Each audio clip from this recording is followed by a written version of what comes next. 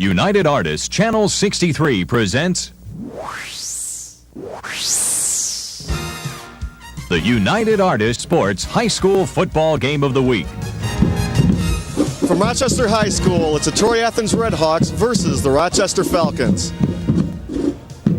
Welcome, I'm Mark Gomez. This is Bob Griglak. Bob, this game seems like it might be a little bit of a mismatch with their records coming into this game, with Troy Athens being 3-0 and Rochester coming in at 0-3, but I don't think that's the case. No, it isn't the case. As a matter of fact, the big difference in this game is going to be momentum and how the teams play. They played again last year. The score was 19-13, an overtime game for the championship. And that made a big difference in the way these teams are going to look at this game. They know they're evenly matched and it's going to be a close game. How do their offensive and defensive styles differ? Do they differ at all? Not necessarily. Both teams run a 5-2 defense, which is a standard pro defense. They don't really blitz. They don't do anything spectacularly different. Basically looking to keep the wide side of the field covered. On offense, you're going to see both teams basically running a pro set veer offense. So there's going to be nothing surprising. Both teams are going to run and pass about 50% of the time. Now, this is a rematch of last year's championship game for this conference. Do you think there's any grudges there? Well, talking to the coaches, John Walker says that the kids have been talking about it all week, so I think it's going to be an exciting game. Well, stay tuned. We'll be right back for the kickoff after this.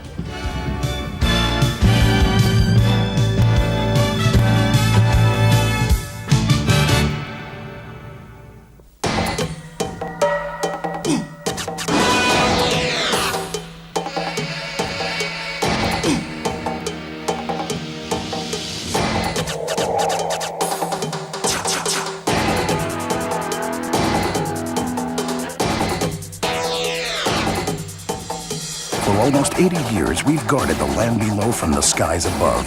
Join the proud tradition. Join the Air National Guard. Americans at their best.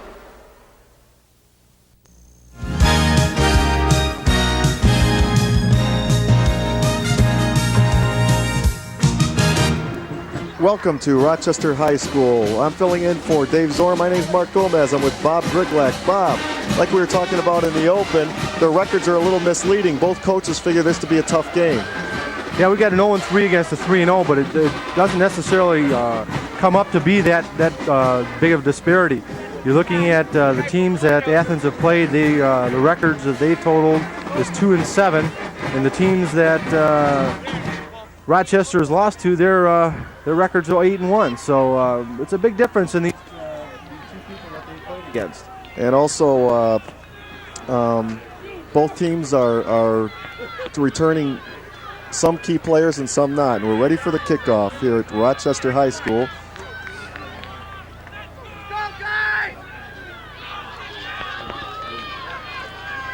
There's a Rochester head coach, Mike Damvan.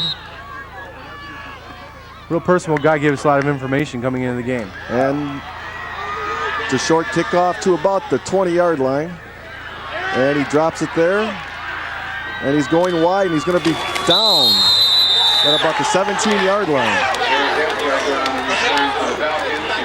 Pretty decent kick. He got a lot of hang time on that. He had time to take the ball up the field. Unfortunately, he dropped it and went sideways instead of north and south. It's going to be a cold evening. It's probably around 45 right now, and it's dipping quickly. They predict frost on the ground today. It's supposed to go down to 30, 32, so it's going to be cold. It might get a little slippy later on. We'll see. Darren Brady's starting quarterback for the Rochester Falcons. He hands off. Short gain up to about the 20, about a 2-3 yard gain. Well, that's exactly what they're going to do all game. They're going to basically run the ball. They're going to mix some passing up in there, but their strength is their running game. They're not going to do anything fancy. They're going to pull a few trap plays, basically look for line angle blocking, and try not to make any mistakes. I think it's the key to Rochester's game, really. They lost their starting tailback, Matt Brum, so they've lost a lot of speed, so I think they'll probably go straight ahead pretty much at the beginning of the game. He's out with an injured ankle. 2nd down and 8. And a short pass, incomplete. That one was thrown to Mickey Meilinger-Ott. There's a flag on the play. Looks like we might have a legal procedure. We'll see what, yep, legal procedure on Rochester. Somebody jumped the gun there. Either that or they lined up offside. It's hard to tell. There's John Walker pacing the sidelines. This is a rematch again of last year's game. It was a tough game where it ended up being 19-13. In overtime. In overtime. Both these coaches are well liked in their profession. They both like each other and respect each other, so it should be a good, clean game.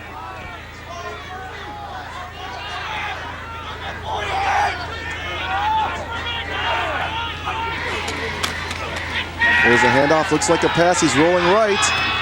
And it's tipped by number 35. That's Matt Schiffer for the Red Hawks. Good play action pass. He faked the handoff and rolled right, which is where you want to go when you're right-handed. Obviously, it makes it a little easier to pass the ball. The defensive player was able to run in front of the receiver prior to the ball getting there and tipping it away. Good defensive play. He was well covered.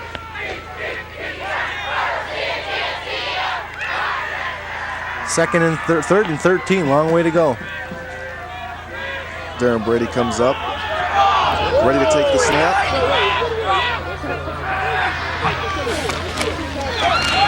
Fades back. It's a long pass. It looks like it was tipped, and it's picked off.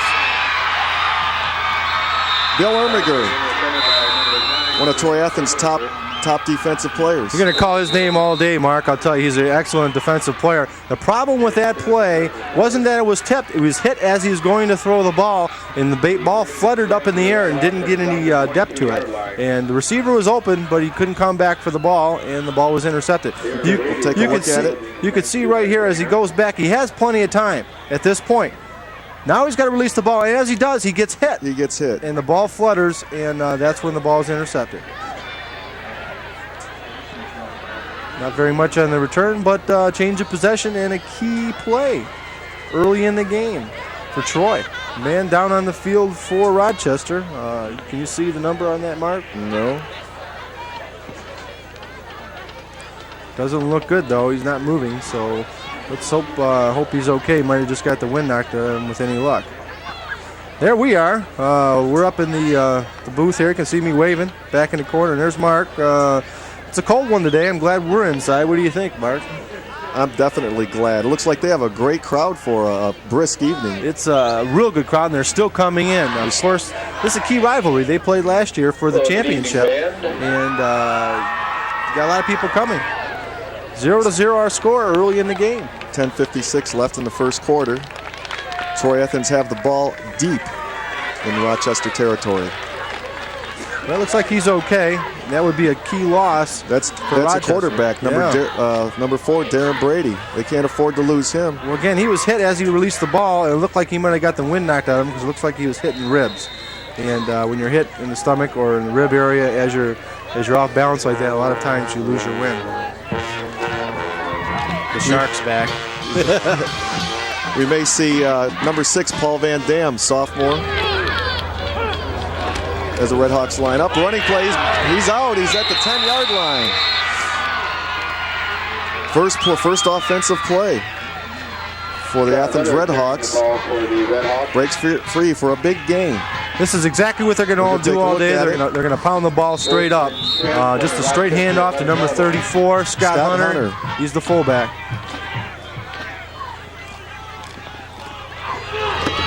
First and 10.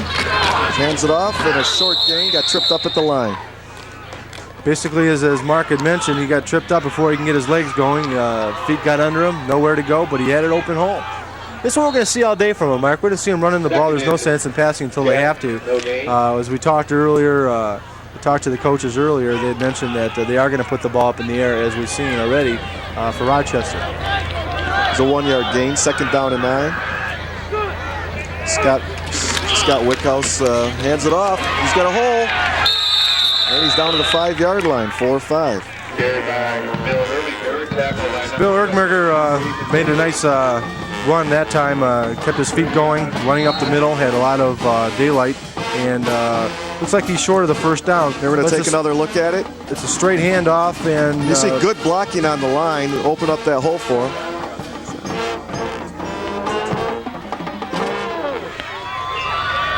And they're ready. The penalty flag is thrown.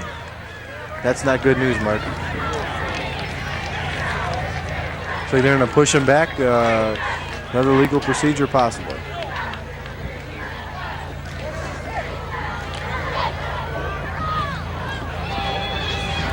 No, they're going forward. Penalty against the Falcons will be third and about 3. Offsides. Must have lined up in the dead ball area. That's the only way they would call that prior to the snap. Third down and 3. As Red Hawks line up. Tom Harris split out right. And short of the goal line. He was very close, though, I'll tell you. Ermeyer made a nice run over tackle that time. Kept his head down, kept his feet going, and got close to the goal line. And you can see right here, all he does is put his head down at this point and try to get to the goal line. Nice tackle in there by the Rochester team. There, you're taking a look at Scott Wickhouse, the Athens quarterback.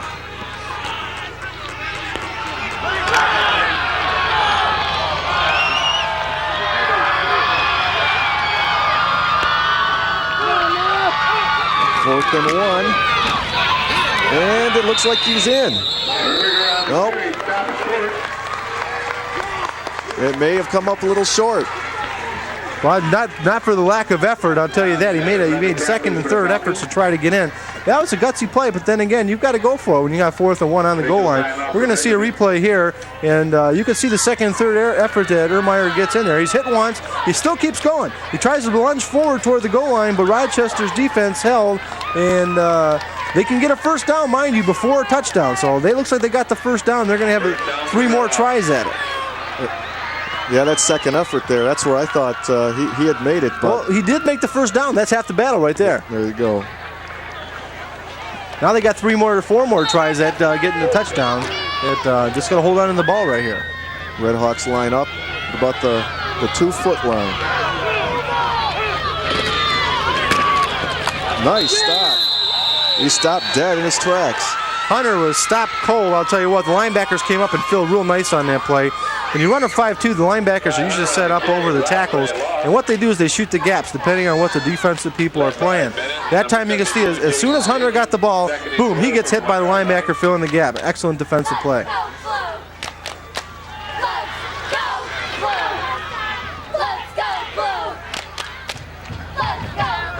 Athens lines up, try it again. This time the handoff, and he's in. Touchdown for the Troy Athens Red Hawks. Well, if it doesn't work over tackle, let's try it over guard, and that's exactly what they did. A straight handoff, a touchdown.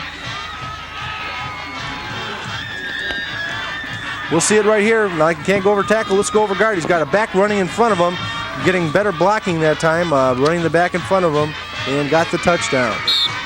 7:45 left here in the first quarter, 6-0. Now it's a try for extra point. Looks like they're going to kick it.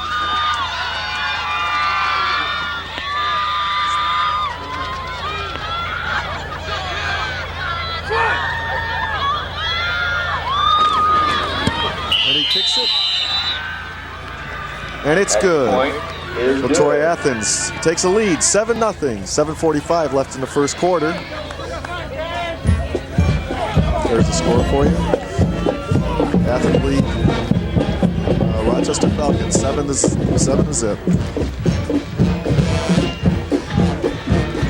Well, that's exactly what we expected them to do, Mark. Run up and down the field after the interception. Key thing was for them is they got good gains with their running play and good blocking. Look at the band there. They look a little chilly down there.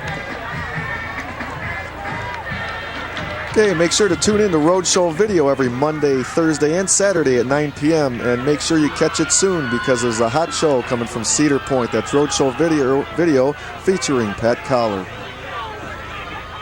who also happens to be in the truck tonight, doing a great job as usual, along with the rest of the crew. And they're ready for the kickoff. And looks deep. And it comes down around the 5. He's out to the 15, the 20. And he breaks the tackle, and he's going to be down at about the 25-yard line. noon on the return. Ermeyer does the 25-yard line. kicking on this team as well as the running, as you can see. As we spoke to the coaches prior to the game, basically they were saying that Ermeyer would get most of the points. He kicks, not only does he kick the extra points, he scores the points, and he's got most of the points for the team. Paul Van Dam in the backfield at quarterback for the Falcons. And sophomore Paul Van Dam does line up for the Rochester Falcons. Darren Brady is still shaken up. And Eric Bugner takes the handoff. Good gain on first down. That's a young one. He's a sophomore, 5'9", 185 pounds, built pretty well to the ground. Once he gets going, he's going to be tough to tackle. They had a decent gain that time, about 5 yards. 2nd and 5, that opens it up for just about anything they want to do. A nice view of the crowd here, the cheerleaders are trying to keep warm themselves. It's a cold night here today. Van Dam lines up, shouting the signals out. And he hands it off, and there's a first down run. Bugner on the carry for the first down for the Falcons. Once again. Little trap play that time, just popped it right up the middle. Had a big hole. The offensive line is sustaining their blocks, and that's going to be the key. That you'll see right here. They'll sustain their blocks at the line of scrimmage. Here he goes. As you can see, the offensive lineman, well, you can almost see the offensive line there. They go there, moving real slowly. Yeah, but he gets to the line real quick and makes a nice gain out of it for the first down. Dave Harris makes a tackle for the Redhawks. An ankle grab. As Paul Van Dam lines up and then takes a snap. And looks like a draw play. Looks like about 4 yards. On the carry just for about 3 yards before Ryan also tackled him. They could have got a better gain on that, Mark. I think they took a little too long to develop. He had to go back about 5 or 6 steps to get him the ball. Whether or not that was designed that way, I don't know, but it took too long to develop, and that's why the game was so short. Like we said earlier, it's pretty chilly out there, and Paul may not be real loose at this point. Well, he expected to play some. I don't think that was the question. He was probably a little nervous. He's only a sophomore, so. And he fades back, and he overthrows a receiver, Dan Hadley.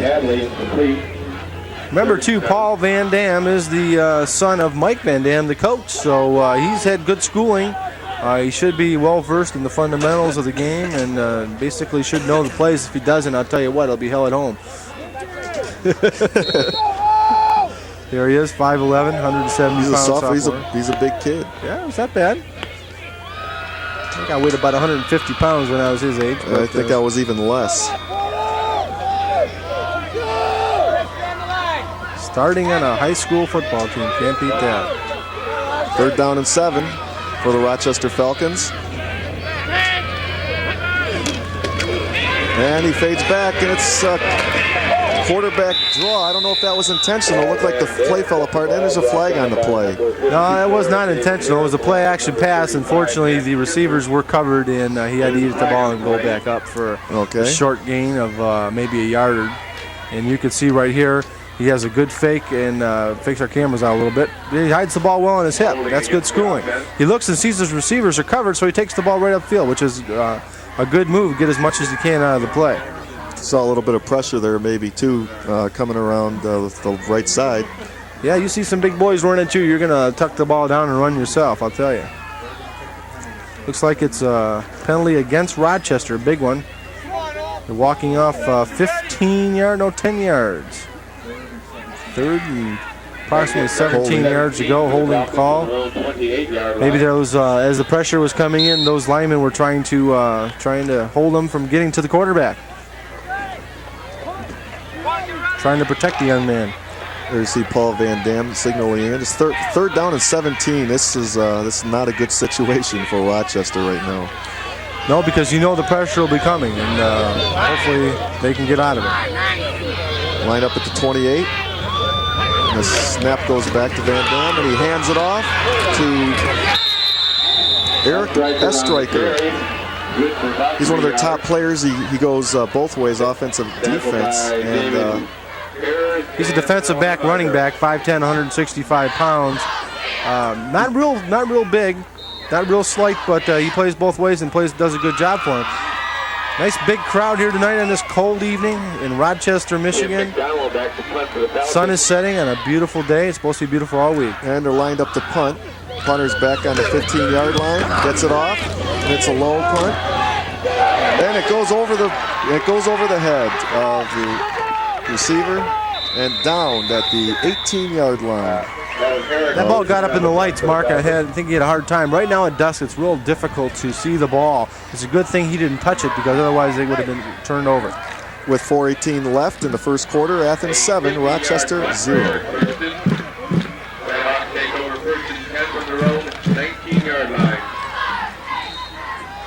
And next week's game of the week, United Artists Cable, Channel 63. It's Rochester once again versus Ferndale. You can tune in next Saturday at 7 p.m. A little closer to home that game, I hope. This one sure is way out here.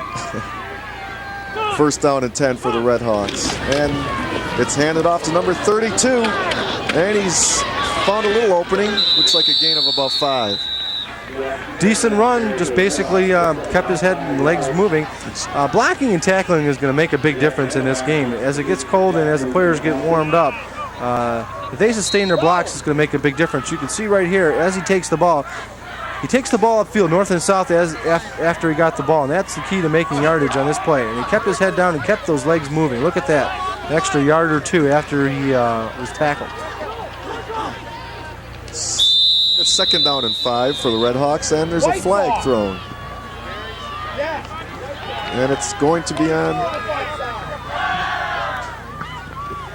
Well, let's just wait and see, Mark. I think we'll wait and see. I haven't got the signal yet from the ref. And it's against the Red Hawks. Offside. Must have lined up in that neutral zone area. That's what the call is.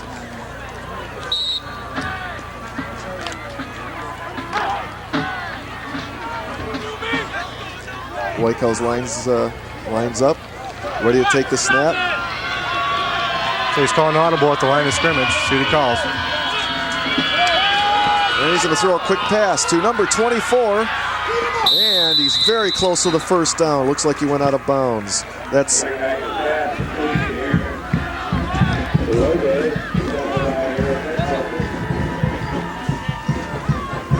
Alice and audible, as I mentioned, coming off the line of scrimmage, basically looked up and saw that there was man-to-man coverage down at the wide receiver area with giving a nice cushion of about 8 yards. Wide receiver just looked up the field, took 2 steps, and made the catch for a decent gain and a first down.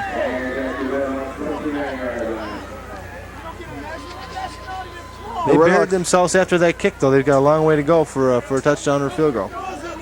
The Red Hawks seem to be able to move the ball so far against the Falcons.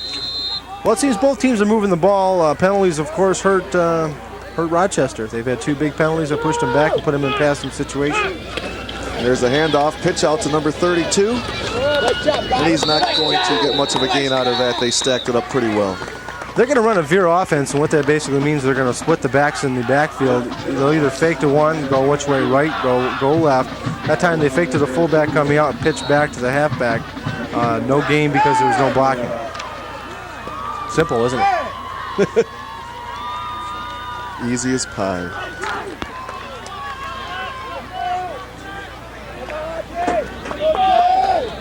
No gain on that play. Well, maybe a short gain of 1. Lined up at the 30 and hands it off to Scott Hunter. And another short gain of a couple of yards. Little misdirection that time. Fake inside, go fake right, go left. Just basically to freeze the linebackers that one quick step. And that'll be enough typically to get 2 or 3 yards on the linebacker as he'll get him as he goes by him instead of filling the gap. Third down and 6 as you look at Scott Whitehouse getting the signals in from the sideline. Scott's a senior. He's been here before, and needless to say, I think he'll be quite calm making the calls here today. And he's been audibling a lot, so you can tell he's got some experience. And he's fading back to pass, rolling out right, and he can't find a receiver. Finds a receiver, and he throws it away out of bounds. That was a smart play that time. Basically had nobody downfield. He was going to basically get to the line of scrimmage. That was it. We got a flag on the play. Typically that's a clip or a hold on the offense. We'll see what the flag says, but he didn't want to get intercepted, didn't want to get sacked, so he threw it close enough to where the ball was out of bounds. We do have a penalty. I believe it's going to be against Troy, and they should put Athens back. However, they've got the opportunity to decline a penalty, and it'll be 4th down. They'll be forced to kick. We'll see what their decision is. Looks like Rochester will take the penalty. It's going to be a 10-yarder.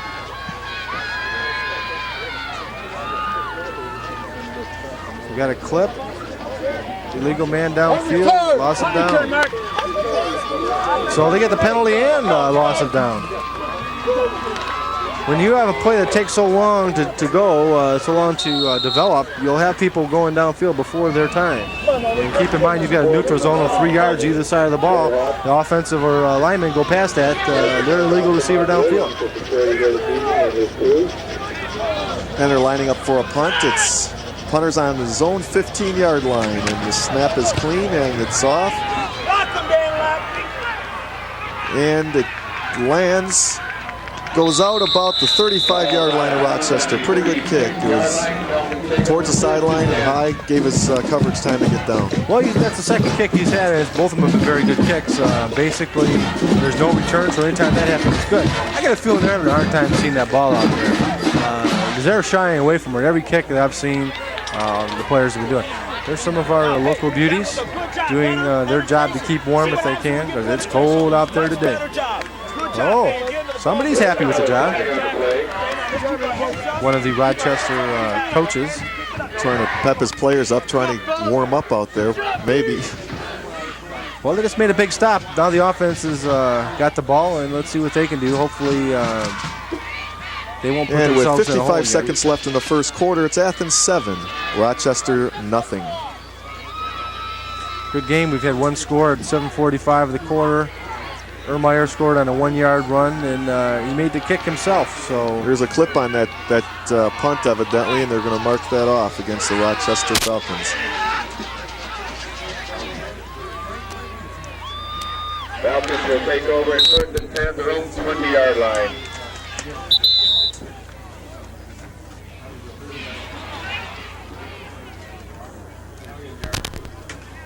See Paul Van Dam, the sophomore, is still in the game. Darren Brady must have been shaken up quite badly. Looks like he might have been hitting the ribs, and that's not a good sign. I'll tell you, it takes a long time for rib injuries to heal. I had one my senior year, and took 4 or 5 games, and it was tough to practice. Couldn't do sit-ups. It's hard to breathe, actually. I was about to mention that it's got to be hard to breathe. And the handoff goes to the first back through the hole, and short game there, stacked up pretty well by the Falcon defense. Nothing fancy about that. They're just handing the ball straight off, trying to keep from making any mistakes. Eric Bogner with the carry. Eric needs a little more room. He's a scat back. He can run. Time counting down. You can see the clock down there in the right-hand corner. 12 seconds, 11. We might get one more play left in this quarter. It doesn't look like they're in a hurry to get there. So the quarter will probably end with the score. End of the Falcons, first quarter. Athens Redhawks 7 and the Rochester Falcons nothing.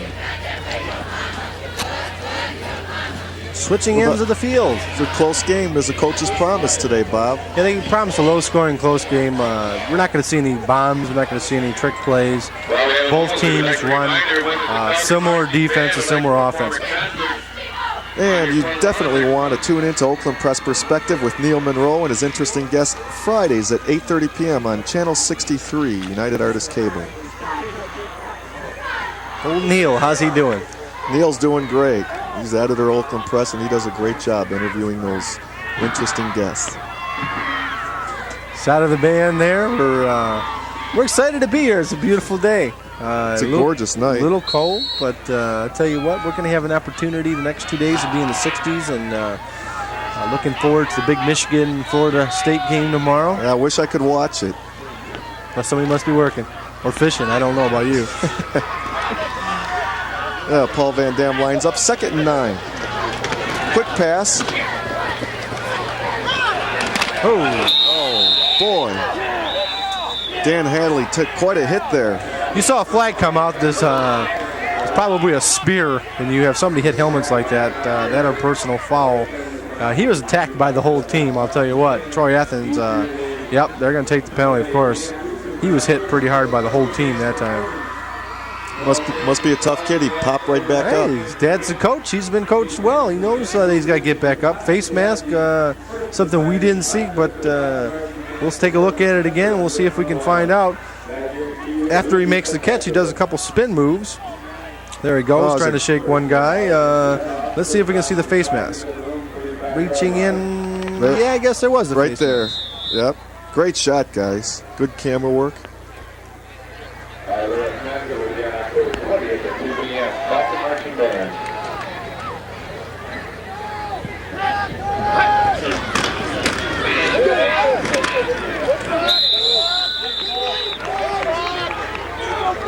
That might have been the play to get him going, that face mask call, because now they've got decent field position and a decent run right there by Eric Bogner.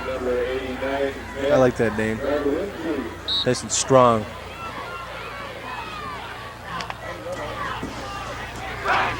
Bugner, I've been corrected here by Mark. Bugner. Still a strong name. I like that. Like Griglac. Second down and 4. Right when you say it.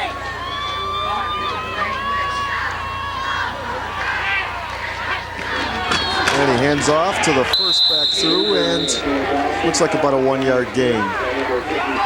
Ryan Alfin with the tackle for Troy Athens.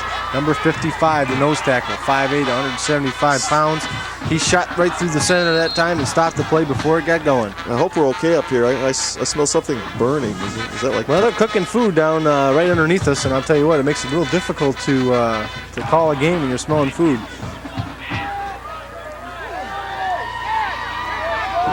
Van Dam lines up. Enter a far right hash at about the 41-yard line. Then he fades back to pass, fake handoff, and he throws downfield. It's intercepted by number 86. And he's at the 45, he's at the 40, and he's hit out of bounds at about the 39-yard line of the Troy Athens Redhawks. Defensive back Steve Dady with the interception and a nice return that time. Van Dam was pressured, got the ball off, but look was a little high and over the head, and Dady made a nice return. It looks like we might have a penalty on the play. Clip on the return. Here's the play. Well, kind of missed half of it, but needless to say, he was pressured, got the ball up a little high, and Dady makes a decent run on the return. Do we see the clip here? No, we see a nice hit, though. And he goes out of bounds. Oh, my, they're going to bring him way back. They had great field position near the 50-yard line, and the clip is from the point of the foul. Brings them back to the 35, where they're going to start 1st and 10 with 10 minutes and counting left here in the second quarter of a 7-0 ball game. Troy Athens ahead in this game. There you see Scott Whitehouse with a 1st and 10 after that interception. And he fakes the handoff into the middle, and he runs outside. He's got some room. He gets a first down. Scott showed some good speed that time. Fake handoff up the middle. Wasn't a designed running play. He was looking for a receiver on a hook pattern upfield who was covered. Outran the linebackers. Showed some speed. Every time a quarterback get around the end, it's a good return. You can see right here, he'll fake the handoff. He's looking for his receiver. He's not open. This is where he turns it on right here. You can see the linebackers have an angle of attack on him. He runs upfield, gets around him for an excellent gain of about 15 yards and a first down. 1st and 10 on the 50. Whitehouse lines up and he throws a quick pass, and it's caught. About a 7-yard gain. They're taking what they're giving them. This time the defensive backs are giving them about 8 yards off the line of scrimmage. The receiver's going 2 or 3 steps downfield, turn around, and Whitehouse is hitting them. They'll take that all night. About a 6-yard gain, 2nd and 4. Have pretty much good field position. They can do whatever they want. This might be a good time for a reverse end around, something a little different. This is the time to do it. It's 2nd and 4. Whitehouse lines him up. He hands off to 32, and he stopped for a short gain. Jeff Smith, halfback, 5'9", 175 with the carry. Not a lot of offense in the first quarter. Rochester at 18 total yards. Troy Athens, 41 total yards. We're seeing a little bit better ground attack. There's the Athens fans. They look a little chilly, but they're all close together here tonight. Body heat's the way to stay warm. White House fades back to pass once again, and it's tipped. There's a flag on the play. Pass interference, I'm sure, is the call. As before the ball got there, he was stretching his body out, and it looked like one of the defenders was pulling on him. Looked like 44 Eric Estreicher got him maybe a little bit early that time. Very possible. Wait, they're waving the flag. No call. They reversed the decision. We'll take a look at it here. Let's see if the ball hits his hands before he's hit. I don't think they even had a chance to see the replay. No, I'm not sure they did. Here we go. We get a chance to see it, though. The ball was no interference. It was a good call by picking the flag up, because the ball was just a little high. Had to stretch out for a little bit, and you can hit after it touches his hands. Hey, you can hit him. You're legal, baby.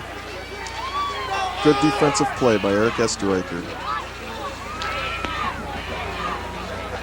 And at the 48-yard line of the Falcons, the Redhawks are lined up to punt.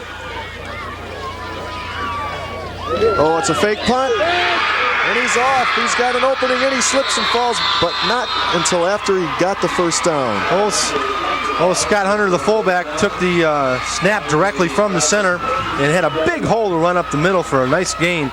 If he didn't trip on his own feet that time, he could have went all the way for the touchdown. Excellent run by the senior, Scott Hunter. Headsy call, too, I'll tell you. There's a little bit of a gimmick there. They're in good field position. It was a good time to run that. I had a feeling that something like that was going to come about. There's another pass, quick pass, and it's complete. And they're picking on Eric Estreicher, the two-way player, running back, defensive back, and maybe they feel that he's getting tired since he plays both ways, but he's giving them a few yards off the line of the scrimmage. And on a quick slant like that, it's very difficult to get in front of the ball. Very close to another first down. They have doesn't look like much more than a yard. No, second and inches, it looks to me down here, or up here.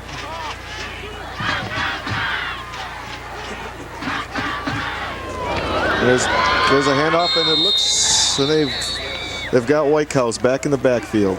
Well, he didn't have a chance to get the handoff that time, Mark. As he took the snap, he fumbled the snap, tripped over the center's feet as he goes back, and lost a couple yards. So he lost 2 yards. See the Falcons sideline there.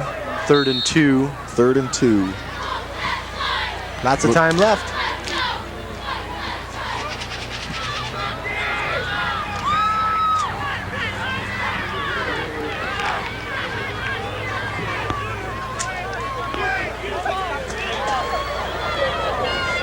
Split receivers down here in the corner. Well, the Falcons got through there quick that time. Not a chance to, he again had problems with the snap. Tripped over his own feet as he went back. It looked like it was going to be a pass. Here you're going to take a look at the replay. Had problems with the snap, and boy, he was on him like a cat on a tuna fish. I'm not as good as Dave Zorn. He comes up with some good ones. By the way, my Mark, who is filling in for Dave, Dave is out doing impressions and jokes. Oh, he's doing. Oh yes, he's looks like a long field goal try here of 40 yards. Should be interesting. See what kind of leg he's got. So they line up the kick, and the ball's off, and it's good. 41-yard field goal. Holy cow.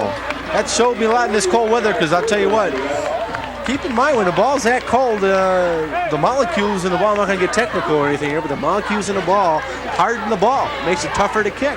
So 41-yard field goal there shows a lot of college potential. And he had a nice kick., Gets all the points again. 10-0 here in favor of Troy Athens. 6:06 left in the half.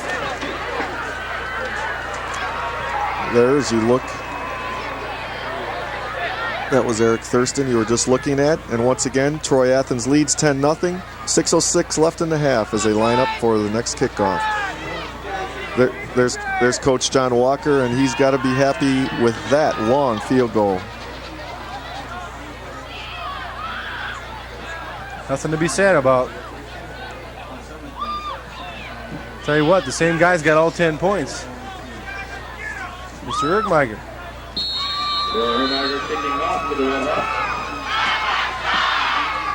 He's about doing everything for this team.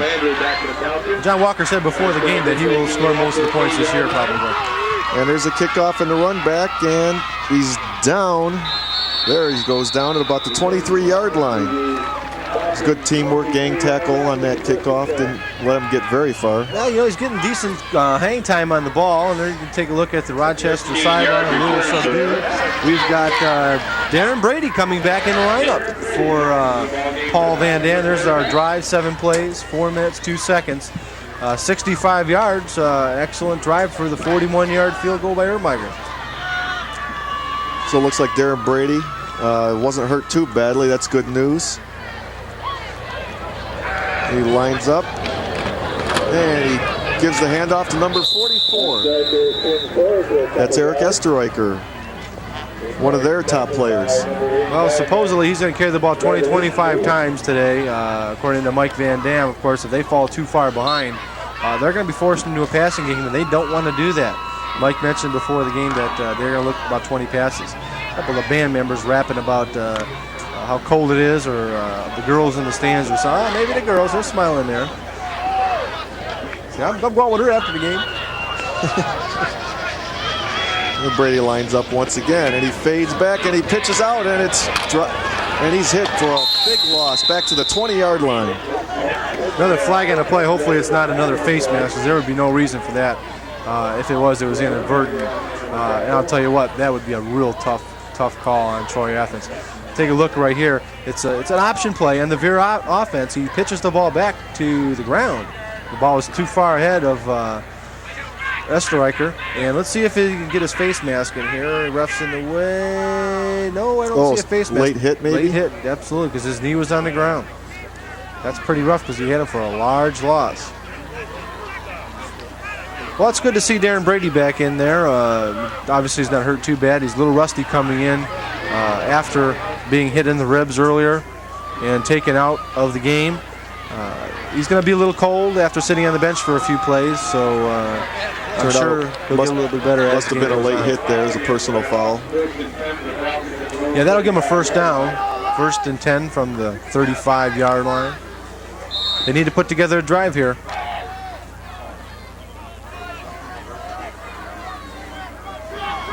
First down and 10 as they line up at the 35-yard line. And he fades back to pass, straight drop back, and he's got some defenders after him, and he throws that ball away. And there's a penalty. I don't know where these flags are coming from, but they're not very good fouls, I'll tell you that. That play looked like it was going to be a screen pass. Maybe not, because I'll tell you what, nobody was there to catch the pass. I don't know, but they had 4 guys after Brady. Brady says, I'm getting rid of this bad boy. There's Mike Van Dam, the coach. He doesn't like the call very much, looks like. That's a screen pass! Yeah, I hear somebody on the sideline say, that's a screen pass. I don't know about that. There's nobody to throw the screen to. What's the call here? They're picking up the flag again. They're picking up the flag again. I don't know. Maybe they're looking at legal man downfield, possibly. It took so long to develop all the guys coming at. My statistician side says he might have saw a legal man on the field. Heck, looked like there's about 4 guys on the field side. Anyways, it's 2nd and 10 from the 35. Darren Brady calling the signals. And he takes a snap and he hands it off to number 12. And he breaks away, breaks a couple tackles at the 50, and he goes out at about the 48-yard line of the Red Hawks. Eric Bugner with the carry. Excellent 2nd and 3rd determination effort that time. And there's our cameraman Dennis, who's Dennis, you got running out of the way. He survived. He's okay. Here's a look at it right here. You can see the second and third effort by Bugner. Right there is where he's originally taken. There's the first hit. He breaks that one. The second hit kind of pushes him away. Goes upfield. Decent block there by number 62 for Rochester. That was George Livingston. That got him an extra 7 or 8 yards. 18-yard carry that time. Let me ask you something, Bob. We know it's real cold out there. Does that affect the tackling at all out there? Do hands get cold? Yeah, especially your knuckles. I don't know what a lot of the guys. You can look at them. They have some of them have gloves. You can see right there. Some of them don't. But when I was playing, the knuckles would get bashed up. Fingers would get cold, almost an arthritic type position later on in the game as you play. If you play both ways, it's not a problem. You're always on the field. You're always warm. But nowadays, when you have a large roster like Rochester and Troy does, a lot of these guys go one way, and you have to sit for a while and get back in, and you are cold going back in. Okay, at the 42-yard line at the Red Hawks, Brady lines up and hands it off to Esterreicher. Esterreicher on the carry. Looks like about a 3-4 yard gain. And he's going to be close to first down. It's going to be fourth down, third down, and 2. Third and about 2 for the Falcons. The play before that, by the way, we didn't really give you any information on it. It was just a straight dive play for about 5 yards. Want to welcome the 19. We're rapping about the cold, but I'll tell you what, my feet are starting to feel it up here. And it's third down and 2 here. They line up. 2:59 left in the quarter.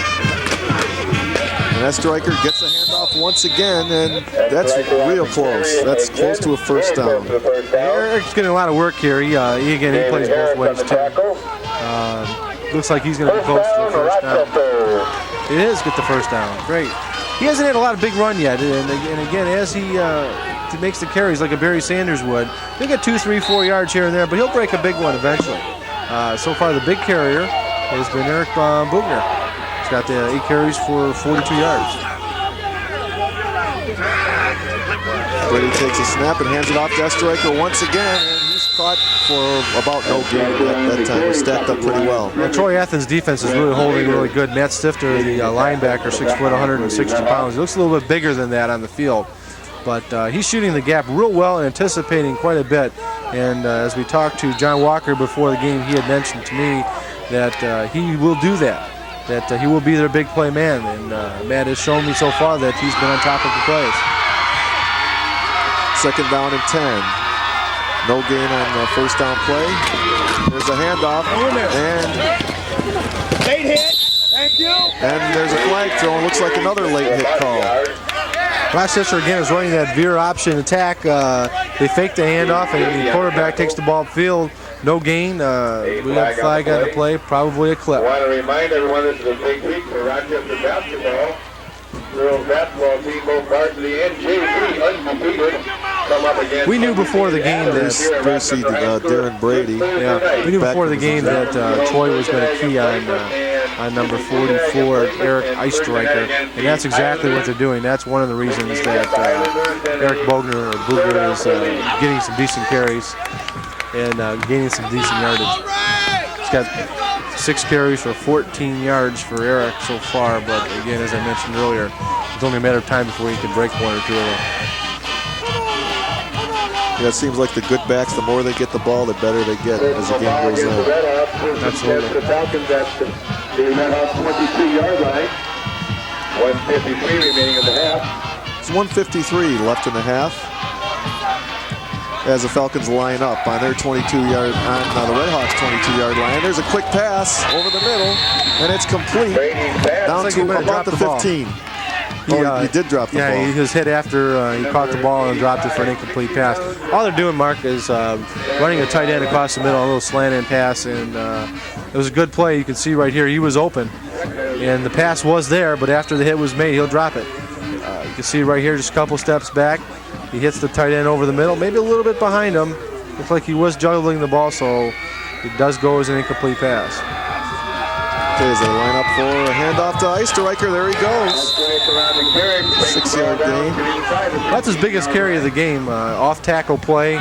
Again, that veer option attack will open up some holes for you as they start keying on different players. They key on the quarterback taking the ball down the line of scrimmage. He's got the option to either give the ball to Eric or take the ball himself. That time, you saw the whole off tackle, gave it to Eric, and gained a nice gain, 7 yards. It's 3rd down and 3 at around the 15-yard line of the Red Hawks. Rochester's got a nice drive trying to get back in this game. And they call a timeout. So there's timeout with 1:11 left in the half. They want to make sure their signals are straight when they're down that deep. Well, it was a good situation. Call. A good call because the minute 11 left in the half. They need to get on the board here, whether it be a field goal or a touchdown, preferably a touchdown, obviously. You can see the coaching staff talking about it down there with Brady.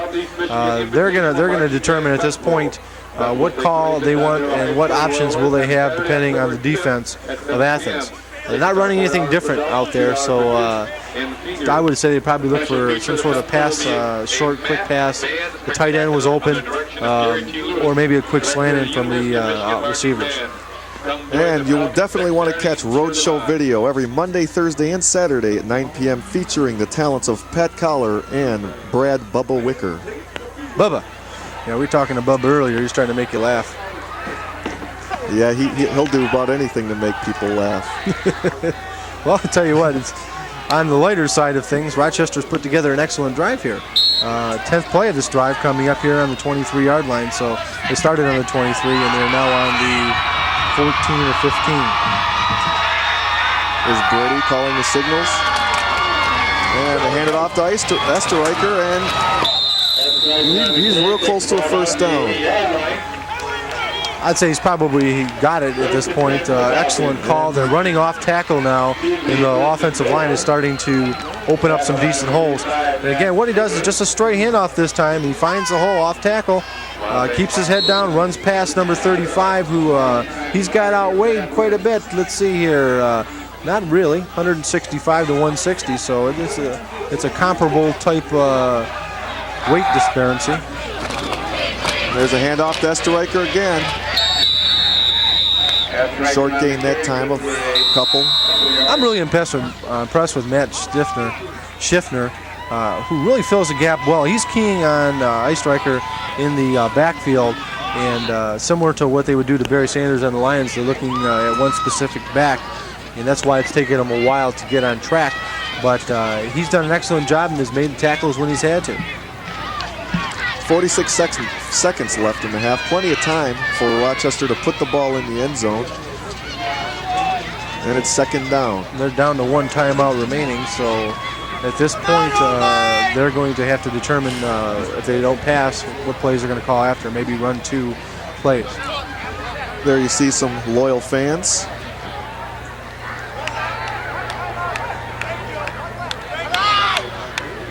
There's Brady talking to Mike Van Dam, figuring out what play they're going to call next, and maybe the following one, since they only have 1 timeout left. If they go with what they've been doing, Eric Eistreicher has carried the ball the last 6 times, so I got a pretty good idea what they're going to call. Strategy is give to Esterreicher. Well, so far, yeah. We'll see what happens. It could throw them off here.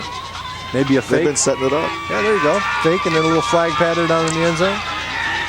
2nd down and goal from the 7-yard line.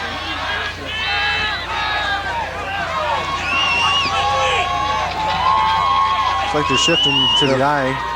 Number 22, Chris LaForest, split out right. And it's handoff to Esterreicher. And he's down near the goal line. Looks like he's about a yard or 2 short. And again, as I had mentioned, if things go as they've been going, they'll give the ball to old Eric. And Rochester takes a timeout. And that's their final one. So if they don't score here, they're going to need to call a couple plays in the huddle if they don't get the touchdown. Looks like they're got about 3 yards to go for the touchdown. And that's what the coaches there are telling them. Mike Van Dam is mentioning to Mr. Brady, well, look, if you don't get the touchdown here, get the ball, throw it down, throw it out of bounds, get that clock to stop, because that will still set up a possible field goal depending on what happens. And you want to catch Neil Monroe on Oakland Press Perspective on Fridays at 8:30 p.m. Oakland Press Perspective on Channel 63, United Artists Cable. Got a nice look at our crowd there. They don't look as cold as it is out here. They're having a good time. Game's 10-0, but Rochester possibly driving for a touchdown here. There's old Darren Brady, young Darren Brady, senior, 5'10", 165-pound quarterback, who went out earlier in the game with a rib injury and came back. He is spelled by Paul Van Dam, the coach's son at quarterback, who was harried and put a lot of pressure on him. Number 80 split out right. That's Eric Thurston. As Brady gets ready to take the snap, and he hands off to Esterreicher. Surprise, and he's in. Touchdown, Rochester. That gets him right back in the game, Bob. Real big play that time. Of course, he's carried the ball the last 8 plays, as it looks like. And when you got a workhorse, use him, put him in the end. He doesn't fumble the ball a lot. He's a straight handoff type running back. And you can see right here, look at the blocking. Everybody blocks right. He takes the ball. He's got 2 blockers on the linebacker, number 12 and number 36, block him right out. And he had a big hole in for the touchdown. Matt Newman made a heck of a block. And the extra point is good. So the score with 28 seconds left in the half, it's Troy Athens 10, Rochester 7.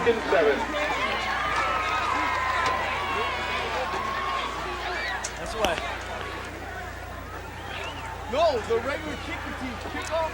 Right here. Daddy got this. As we mentioned earlier, Eric Esterreicher is a workhorse in that backfield, and they just kept giving it to him.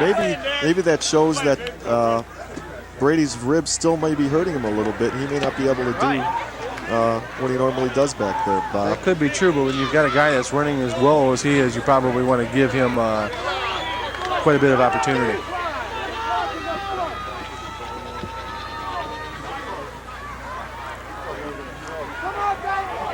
Players coming back on the field for the final 28 kickoff. seconds left in the half.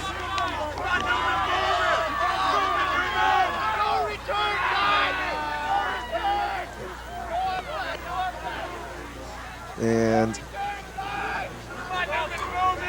Jeff Smith is deep along with Tom Harris. And there's a kickoff. It's a squibber up the middle of the field. Matt Newman kicking off for the Falcons. Jeff Smith takes that one to about the 27-yard line. 24 seconds left in the half. As you see, Brady. 25-yard line by number 31, Scott Moffitt. Red Hawks will take 24 over. seconds left here in the first half. Troy comfortably ahead, semi-comfortably, 10-7. Here's our drive. 13 plays, an excellent drive for Rochester. 5 minutes, 34 seconds off the clock. 77 big yards. Started in the 23 and drove it right down for the touchdown. 2 key penalties for first downs, though. Really helped them. And there's a gain there as the clock winds down 2-1, and that's the end of the first half. And the score at the end of the first half is Troy Athens 10, Rochester 7. We'll get back to the second half right after this.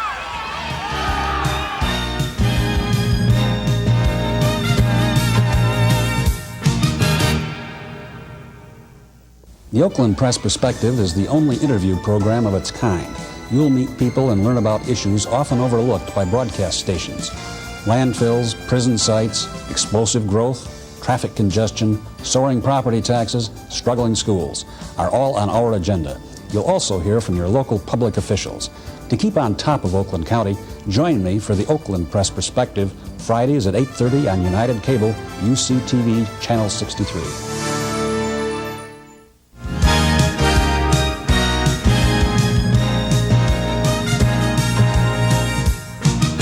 Welcome back. I'm Mark Gomez, filling in for the voice of United Artists Cable, Dave Zorn, who couldn't be with us tonight. I'm with Bob Griglak, and the score after one half of play is Athens 10, Rochester 7. And here's the halftime stats. Athens passing had 24 yards, 67 yards of rushing, 91 yards of total offense versus Rochester 78. And you see that Rochester had 0 passing yards. Well, they actually had negative yards. You look in regards to the 2 passes they've thrown were both intercepted. The big disparity here is you can look at the Rochester's running. They've had 2 running backs basically carry the bulk of the running there for them. White House has done a decent job. Athens spread out their running over 4 different running backs. The 3 or 4 passing. Time of possession is pretty equal. Of course, the score is pretty equal too. I'll run down the scoring real quickly here before the half gets started. We're just about ready to get underway. In the first quarter, 7:45 into the first quarter, Ermeyer scored on a 1-yard run. And Ermeyer with the kick. Second quarter, 6 minutes, 6 seconds left, a 41-yard field goal. Again by Ermeyer, who scored all the points in the first half for Troy Athens. In the second half, 28 seconds left remaining in the half. Eric Eistreicher scored on a 3-year run with Rick Giesler kicking the extra point, which brought us to the score of 10-7 where we're at here. Getting ready to start the second half. Mark, I'll tell you, it's getting a little colder out there. Again, fans, there's quite a few fans here from both sides, quite a bit here in Rochester. Before we go back, I want to thank the Rochester High Athletic Boosters Club for their great donation of hot dogs and Coke here in between halves. I was cold and hungry, and I thought I was like in Siberia for a little bit there because we're sort of in isolation up here. It's cold. Smelled food, but they, it's a little climb to get up in this booth. You got to walk up a little stairs, and a year ago I wouldn't have been able to do this. I had a knee operation, and luckily since then I've rehabilitated, and we're going to get underway here. Here's the kickoff. Start the second half. It's a squibber, and it looks like it's going to go out of bounds. The flag is thrown. Not necessarily. You've got the option at this point of taking the ball where the ball goes out of bounds, or take the penalty. Of course, they'll make them kick it over again. You're not going to assume things. You know what happens when you assume. Right. So I'll have to bone up on the rule book, I guess, the next time. This is Mark's first attempt at doing high school football. Oh, no kidding. And is doing a decent job. Mark didn't play, but he likes the game, and we're having a good time up here. It's fun. I know our producer, Pat Collard, mentioned not to talk about fishing stories, but invariably we're going to get one in, Pat, so we'll get into something here later on. Talk about that big one you caught. There you go. Well, we're going to start the second half of the game. No time off the clock since nobody touched the ball. We're going to re-kick it just like starting all over again. We're going to start off from the 35-yard line this time. As number 36 lines up to kick that one, that is Matt Newman. And it's another squibber. This time it's down the middle. And he's up at the 30, the 35. And he's tackled and down at the 39-yard line. Point of information going into the half, Mark. I'll tell you what, Rochester came out fired up. That late touchdown really made a difference with the momentum, scoring with 28 seconds left in the half. But they've got a lot of fans here. I'll tell you, I haven't seen this many fans out in this cold a day on all the high school games we've done in the last 5 years. I'd say there's probably 2,000 or 3,000 people here, and they're just overflowing. The whole stands are packed, and they're lined up way in the back here. You can take a good look here and see quite a few fans. Yep. Back split, they hand off. There was no gain on that play as they hand off to Ermiger. He's carried quite a, of course, he's the big scorer for him. He's got all 10 points, but Troy's really has a balanced attack in their running backs. Here's Coach John Walker for the Athens Redhawks. Coming up here, they're running with one tight end, split backs in the backfield. Actually, second and 11, they lost a yard. And White House is being chased, and he looks. They pulled that one out. It looked like he was going to be dropped for a big Well, I'll tell you what, from our angle of pursuit, for the pursuit of the defensive players, it looked like he was going to be thrown for about a 10 or 15-yard loss. He showed some real speed there, which he's shown before. He's a quick player and a good one as a senior. Falcons coach Mike Van Dam looking over his team. Got to be pleased with that late score. Got the momentum back for his team. We've got 3rd and 10, a long way to go. Split backs in the backfield again for Troy Athens. And a fake handoff, and completes the pass to number 24, Aaron Beluge. Try that one again, Aaron Beluge. That's a good one. He's 6'3", 190 pounds. He's a good receiver. A big target, as you can see right there. 6'3", 190 senior. That's what they need to do. They were 3 of 4 passing the first half. You take a look here. Good fake right here. Steps up in the pocket, throws the ball right down the middle. And that's a tough pass to throw, particularly for a receiver, because he doesn't know whether he's going to be hit or not after he catches that ball. What they're waiting for here, it looks like we've got an equipment repair for one of the Rochester players.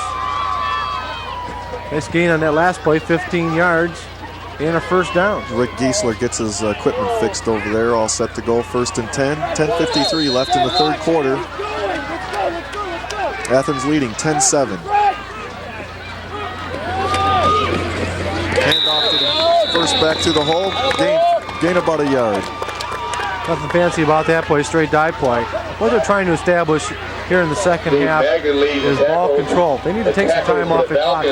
Take a look right here, just straight ahead blocking. And a nice tackle by number 53 for Rochester, Steve Magnan, defensive lineman, 5'8", 170 pounds. Did a good job of undercutting the offensive lineman, getting in the backfield for the tackle. Tom Harris splits out to the near side of the field. Fades back to pass, and he gets away from that sack, and then he finally is dropped. Looks like there might have been a fumble on that play. Let's take a look there. Rochester thinks they got the ball, and they do. Big play for Rochester. Oh my! I'll tell you, he should have just ate that ball and went down. He tried to get away, and they were pulling at the ball, pulling at his arms, and they pulled it away. Boy, I'll tell you, that's a big play for Rochester right here. They had the momentum really going their way after that late touchdown in the first half. Let's take a look at it right here. You can see there's no blocking up front. 56 comes straight in on him. This is where he should have ate it right here. He had a good opportunity. Saw 3 people coming at him, and looked like he was trying to pass the ball, but he didn't get his arm back, so it's ruled a fumble. So Rochester has it at the Athens 47-yard line and dive for about a yard gain. Well, this is a big offensive series for Rochester right here. They really have momentum going their way after that late first half field goal. I don't want to keep stressing momentum here, but I'll tell you what, I saw them come out after the first half, Mark, and they were fired up. These fans were fired up. Looks like they're all having a good time here. There was something I'd never seen, is they looked like they had a couple hundred fans out there. Like they had the whole student body out there.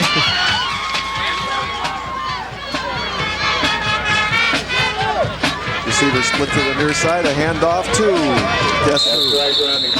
I don't know, who is that? Estreicher. That's him again. Boy, I'll tell you, he does just about everything for that team. I had to find out how many carries he had, but I'll tell you what, he's carried definitely a bulk of the carries here for Rochester.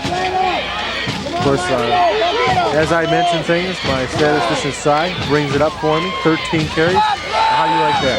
When you saw 22 Chris LaForest bring in the play.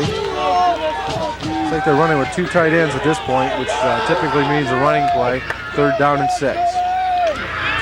And he fades back to pass, and he throws downfield. He's got a receiver open, but defender comes and almost picks off the ball.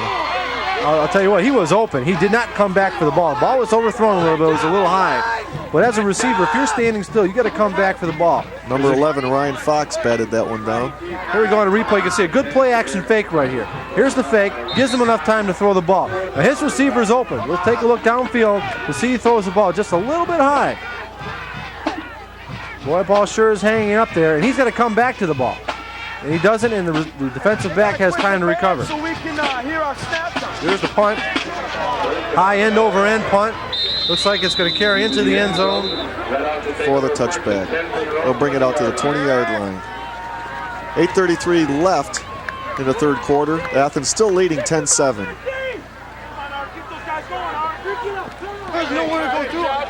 10-7 our score again. All the scoring done. 7:45 in the first quarter. Ermeyer with a 1-yard run. Kicked by Ermeyer, second quarter. 6:06 remaining. A 41-yard field goal. A pro-type, college-type field goal by Ermeyer. Again, made it 10-0 for Troy. Coming back, 28 seconds left. They score for Rochester, ending the second half. White Cow still in the quarterback for the Red Hawks. And he passes to number 24, Aaron Beluger. Great. That's good opportunity to try that one. They're very consistent on their passing. I believe they're 5 of 6 right now in their passing. All short passes nonetheless.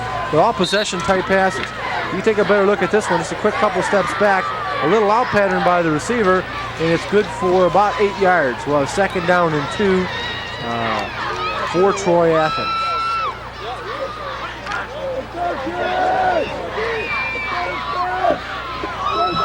Looks like Ermeyer's split to the far side. One receiver, that's it.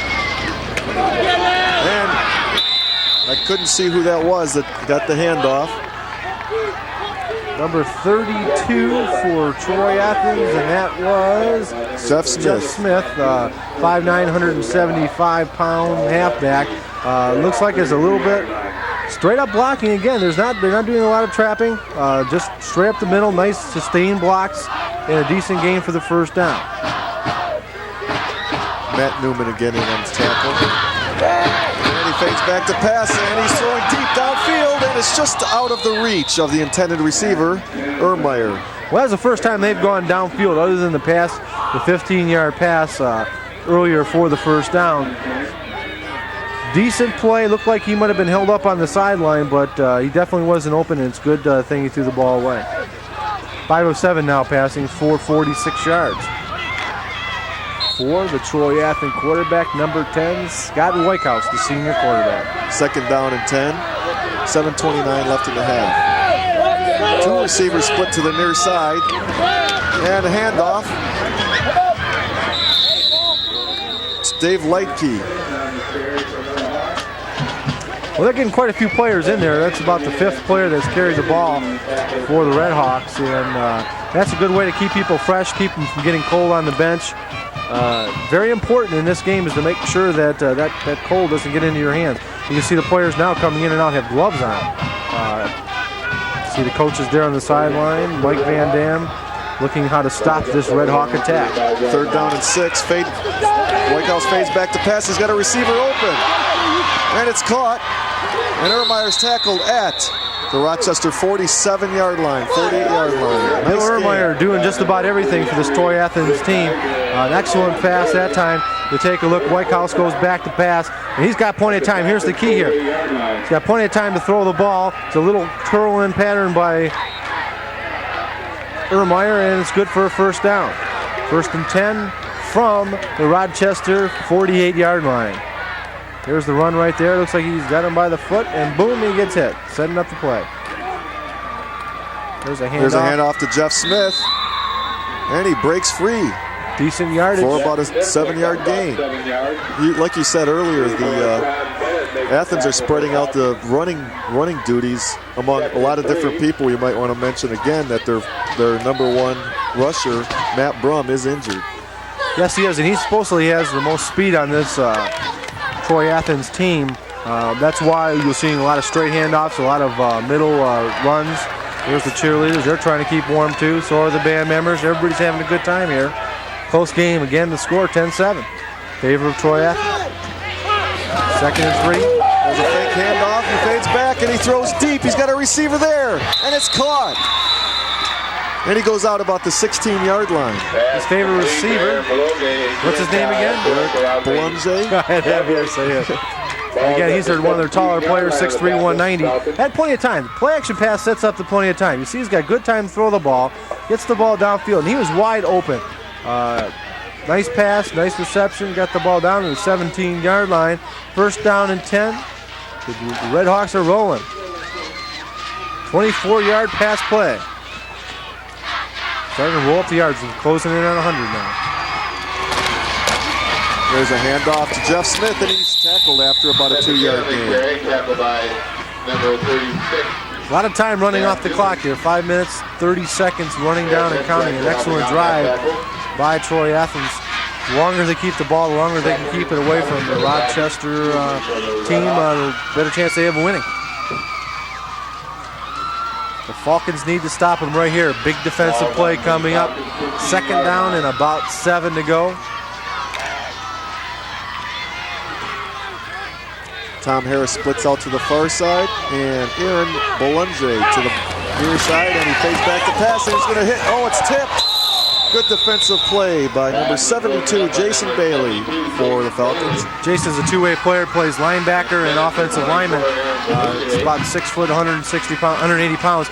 Right here, the linebackers are going back in a hood zone coverage. In other words, they're taking a zone and they're trying to keep the players from coming in front of him. He got in front of the receiver and tipped the ball. He almost had an interception.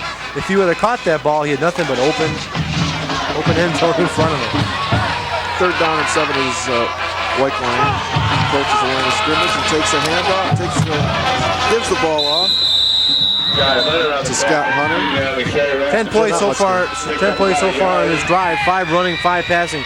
A very diverse attack for Troy Athens. Right here, the Red Hawks against the Falcons. A couple of hot birds going against each other, and it's been a decent game here. It's been a very close game, hard fought. They're really fighting hard along the line of scrimmage and just taking what they can get. Coaches are trying to run in some signals here for the defense of Rochester. The Falcons trying to make a big stop here. 2nd down. They're 4th down field goal here. Ermeyer kicked that 40-yarder a little earlier in the game as Aaron Belunche is holding, and the kick is off, and it's no call yet. No good. Wide left. Plenty of distance, plenty of height on that kick. The high snap from center threw off his timing a little bit. He had to wait for the center to put the ball down, and he hooked it, and it was no good. That was real close. Took the refs a little while to call that one. It looked like he missed the upright by about a foot or two. Bill Ermeyer was close. Here's a score. Troy Athens 10, Rochester 7. Rochester Falcons dodged a big bullet there, keeping the score within a field goal. 4 minutes and 9 seconds left here in the 3rd quarter of getting to be a very chilly day. And you want to tune in to Roadshow Video every Monday, Thursday, and Saturday at 9 p.m. featuring the antics of Bubba Wicker and Pat Collar. As we return to action here, we had a straight handoff to Eric Bugner picked up about 4 yards on the carry. Bugner. I'm having a hard time with that. It's cold. Band members, are they having fun or the what? lips and jaw don't work so good in this cold. Think about having to play a horn on this day. How cold it is. Like you mentioned earlier. There's an interested fan. He says, well, I've got my thumb, I got my blanket, my dad's keeping me warm. There is a huge crowd here. They're all over the place. We could see next to us, they're standing about 15 deep up above the stands. 2nd and 9.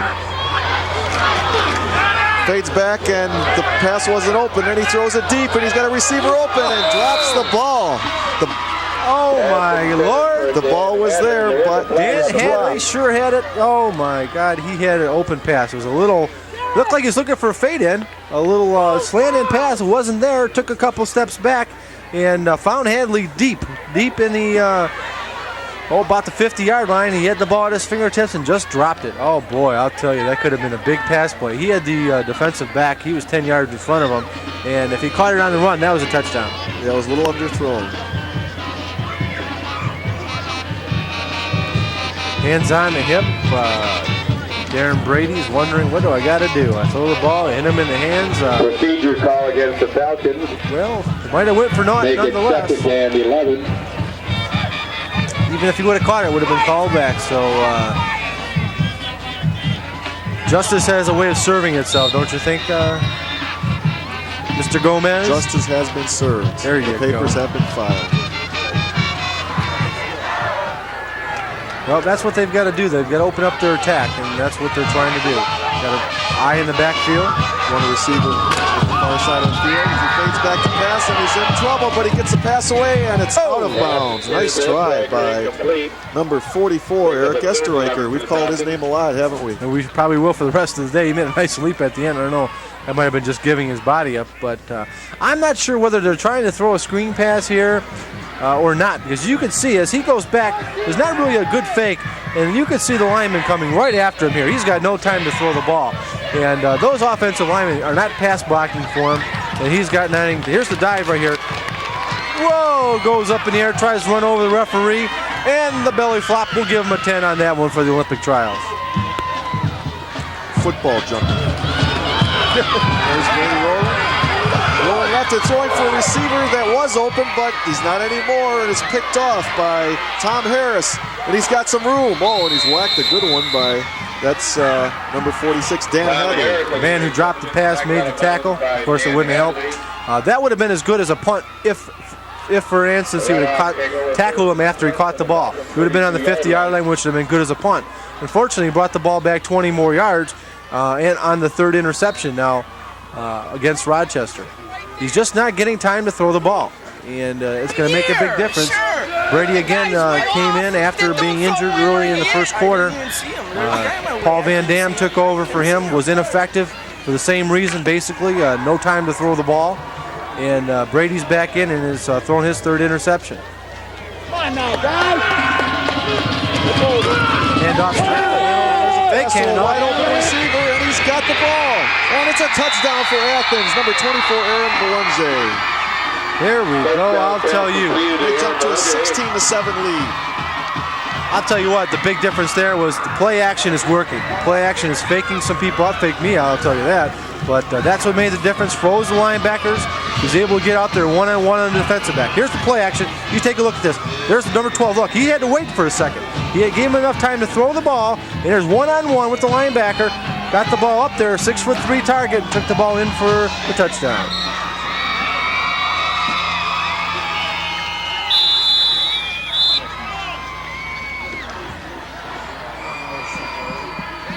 .301 left to go in the third quarter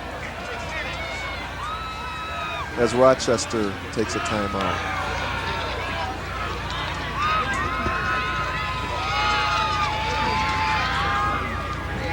Not a really good place for a timeout, I'll tell you that. We don't have a TV timeout here, so this isn't like the pros.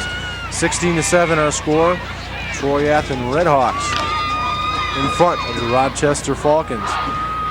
Band members are not happy. They are not happy. They says, I can't believe this. We've got to get that defense working again. That was a quick drive, 6 seconds, 32-yard pass to Belanger. Now they're lining up to kick the extra point.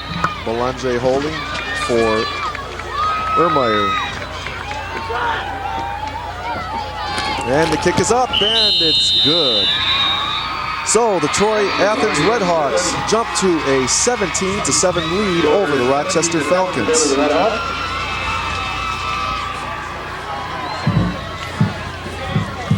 First scoring here in the second half. We had 10-7 coming in with Rochester moving. You definitely want to make sure to catch next week's game of the week. Again, it's Rochester at Ferndale next Saturday and Monday at 7 o'clock p.m. on Channel 63, United Artists Cable TV. Will you be there? I'll be there. What are you doing? Doing some cameras next week? I may do camera. I think Dave may be back next week. You just might be, but you know, we need your talents no matter what you do for us. Thank you very much. From what I understand, you're quite active in quite a few activities here for the cable company. That's right. We have this fishing thing we keep referring to that maybe we can... put yourself a little plug in here. Welcome to that. That's Go right. ahead. You run a fishing show. Let's give yourself a plug. Okay, well, as long as you mentioned it. Go ahead. Channel 52, Master Angler Show on Tuesdays at 5 o'clock. Maybe you'll get me on there one day. I'll show you how to fish. Ermeyer getting ready to kick off for the Redhawks. Do a little cross-channel promos here. Help a guy out. And here's the kickoff. It's high and deep. He booted this all the way down to the 3-yard line. And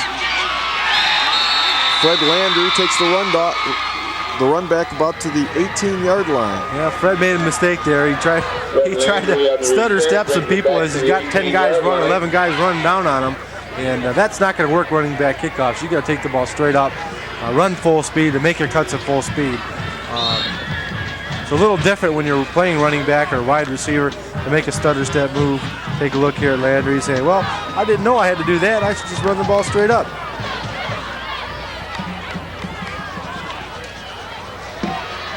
Here's Chris LaForest to the near side. Hand off to the first back through the hole, and that is number 12, Eric Buchner. There's that Buchner. Yep, that's him. He's had quite a few carries for the Tackled by number 51, Mark Roberts. Brings up 2nd and 6. As you can hear, second down, 6 yards to go. Rochester needs to get on the board here. They need to start running. 2 minutes only left here in the third quarter. Second down and 6, as I mentioned. And there's a pass, and it's incomplete to number 46, Dan Hadley. Keep in mind, too, if that ball is thrown backwards, it's considered a lateral. He took a step forward and then threw the ball to Hadley, but if it was backwards, it would have been a fumble. Take a look here. He takes 2 steps back. You can't see Hadley. He's out of your screen, but he's almost behind him. Now, this would have been an open ball if that ball was, in fact, thrown behind him. It would have been a lateral. You think that was too close to not jump on the ball afterwards? Well, yeah, I think so. I think you need to at least make sure the thing gets out of bounds. They haven't completed a pass yet so far, 0 for 9, but they've completed 3 to the other team, 3 interceptions. And Brady fades back and he hits his receiver for about a 5-yard gain. There you go. The old bugaboo always comes in, doesn't it, Mark? You know, you say they don't do something, come right back and they hit a pass. Not enough for the first down, though. That's going to force the Falcons to kick. Something they didn't need to do right here. They need to take the ball down the field. They're trailing 17-7 here with 1 minute 55 seconds left here in the third quarter at Rochester High School. Eric Thurston back to kick for the Falcons. Thurston and he punts the ball. It's a little low, and he takes a fair catch. Oh. On the 48-yard line, his own 48. He had plenty of room.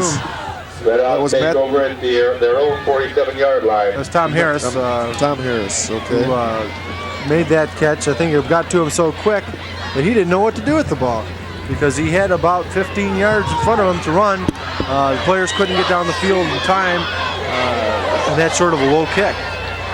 So here's Troy Athens coming up with a 17-7 lead.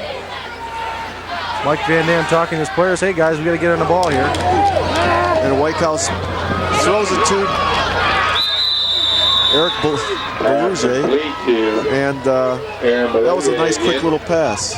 Well, they're 9-12 now for about 130 yards in passing, and I'll tell you what, they've got the number on that Rochester defense. They're just throwing quick slants, quick curl-ins, and those are easy passes to hit. They're timing plays, but there's not a lot of opportunity for interceptions or to deflect the ball. So they're running a good balanced attack, and it's making a big difference. Of course, you can see it on the scoreboard. Beluge, and there's a flag on the play, as you can see. Typically an illegal procedure call against the offense. We'll see what the Zebras have to say to us. They're talking about it, discussing. We don't have a mic on the guys today. I think they're a little private, but it is a 5-yard procedure penalty against the Red Hawks. Whitehouse has had one heck of a game so far today, completing, what was it, 9 out of 12? 9 out of 12 for about 130 yards. He's done a real good job. Of course, they expect that from him. He's a senior. He's been a starter now for 3 years. We've covered his games, and have seen him progress into a pretty fine quarterback. Our receivers split to either side. Whitehouse fades back to pass, looks the opposite way, and he completes the ball to number 32, Jeff Smith, and he's tackled at the 35-yard line of the Falcons. I don't want to get off on a tangent about Whitehouse, but I'll tell you what, he showed a lot of poise that time. He had a lot of pressure. He had a guy almost tackling him as he was going to throw the ball. Still got it off and made a good pass to Hunter. You can see right here as he goes back, number 48's coming in on him and has just about got him as he's ready to throw. Still got off a nice spiral for the first down. Hunter made a nice run after the play.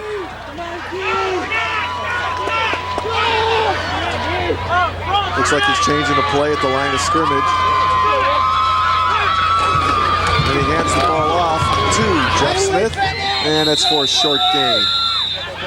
They needed about 3 yards to go for the first down. It doesn't look like they made it. Daniel Atka made a nice tackle that time. He's a defensive end. Looks like that'll be the last play of the third quarter as the clock winds down. 2 seconds, 1 second in. Boom, there we go. The end of the third quarter with the score. Troy Athens Red Hawks 17 and the Rochester Falcons 7. There you go, channel 63, that's us, United Artists, cable TV. Bob Griglack along with Mark Gomez bringing you the play-by-play color commentary from Rochester High School here on a cold, chilly night. There's a lot of people out here watching a good game. And Cy slide the stats like you wouldn't believe. Good man. That's how we have them.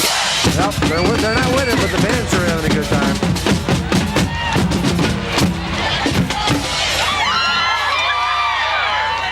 And why not? To be 17 again. I would have said Cy's last name, but I can't say it. It's got too many letters. So how many letters in your last name? 14. 14 letters That's inside. You'll have to check the credits afterwards and see if you can say it. Quarterback drops back to pass, and he looks like he's going to take off with it around the corner. He's tackled for maybe a yard. Looks like a design play, Mark. He went back and rolled right and never stopped running. Never looked downfield. Looks like he was just trying to go for the first down. Of course, they're almost in field goal range. We've seen him, Ermeyer, hit a 41-yard field goal in that direction earlier. He missed another one, a 30-yarder early in the third quarter, but a lot of that had to do with the snap. So he's got a strong leg, and if they get another, 7 or 8 yards, they're in his field goal range.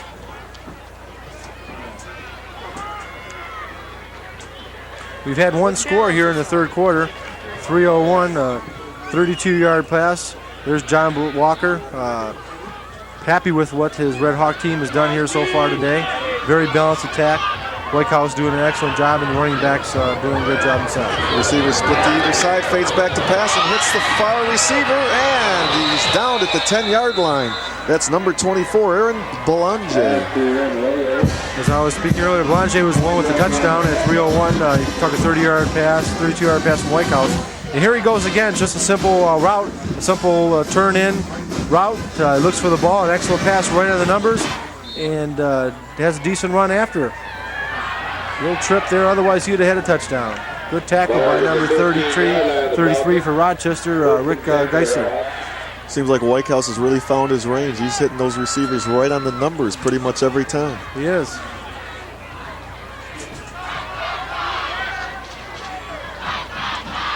He's 8 of 11 here in the second half, 137 yards. Belanger and Ermeyer split to the near side, and the handoff is to Scott Hunter for a short gain. Well, here we are in the fourth quarter, and Troy's going in, looks like for another score. It doesn't look good for Rochester. No, it doesn't. It's a little early to start, but a win by Athens would get their record to 4-0 and drop Rochester to 0-4. And again, they're not an 0-4 team. They played some tough competition, including this Troy team's record. Their teams they've played are 11-0 at this point. Ermeyer to the near side. Belanger to the top, and he's going for Belanger, and he's got the ball after a tip. Great catch down to the 5-yard line. Oh, what a play. What concentration Belanger on that one. The ball was tipped by a linebacker, and he still made the catch. Looks like they're excited about that. Although it's the wrong team, they're just trying to keep warm, I think. Don't they get cold? I would assume so. Hey, they're young. They can handle it. That's true. Us old guys, really, it's hard on the bones.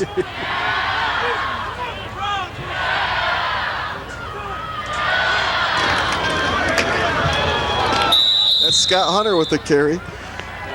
Running a tight formation in the backfield with the split end in tight, running in the wing back position. The reason they're doing that is they're trying to cut back on the defensive end. They're trying to get him out and open up a hole. You can see right there on the bottom of your screen, the wing back is tight, and he runs over tackle trying to get that extra blocker in there for a short gain of about 2 or 3 yards.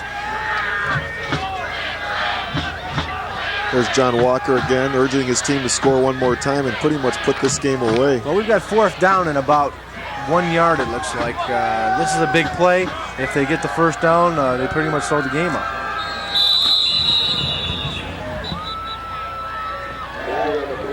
There's a flag on the play. Too much time.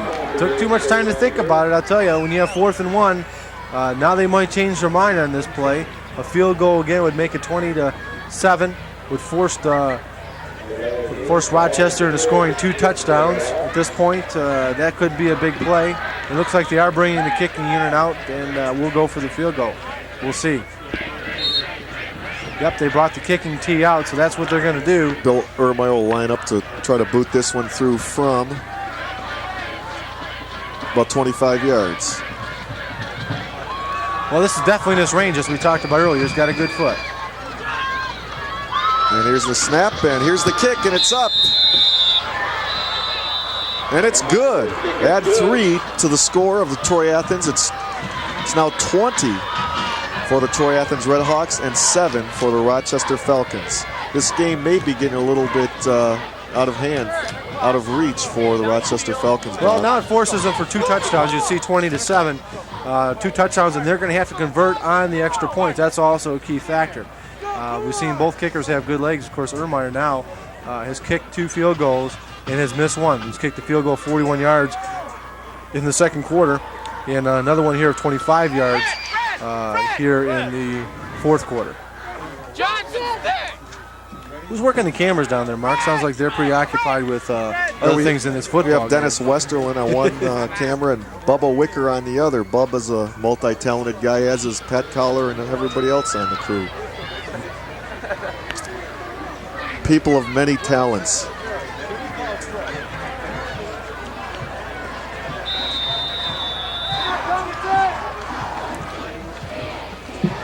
We wouldn't want to forget Jeff Jameson on the parabolic either. Don't want to slight him. He's gesturing at us wildly. Sorry. Yeah, the on-field microphone is a... We'll not get too technical on there, but we'll just say that he's a guy who is putting those loud whistle sounds in our ears. And every time I jump, that's what happens. Here's our drive. 8 plays, 4 minutes, 24 seconds, total 53 yards for the drive with the field goal of 25 yards. Key factor was the passing in that drive. All of them were basically on passes, all the yards. Can't beat that.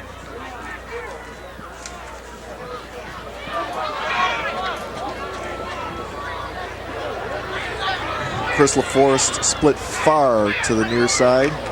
And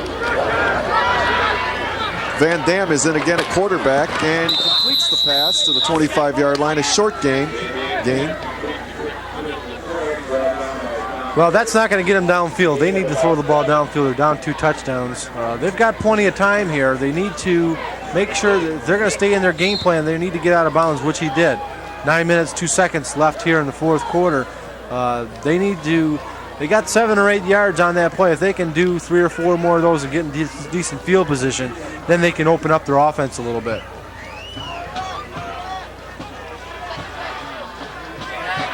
Got I formation in the backfield, 2 receivers to the wide side of the field.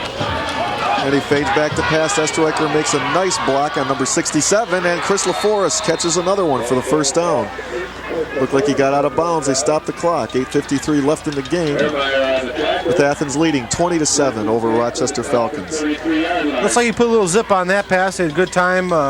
Rolling left is a very difficult pass to throw for a right-handed passer, but he did make a nice pass and got it right on target for the first down and stops the clock. Exactly what they need to do.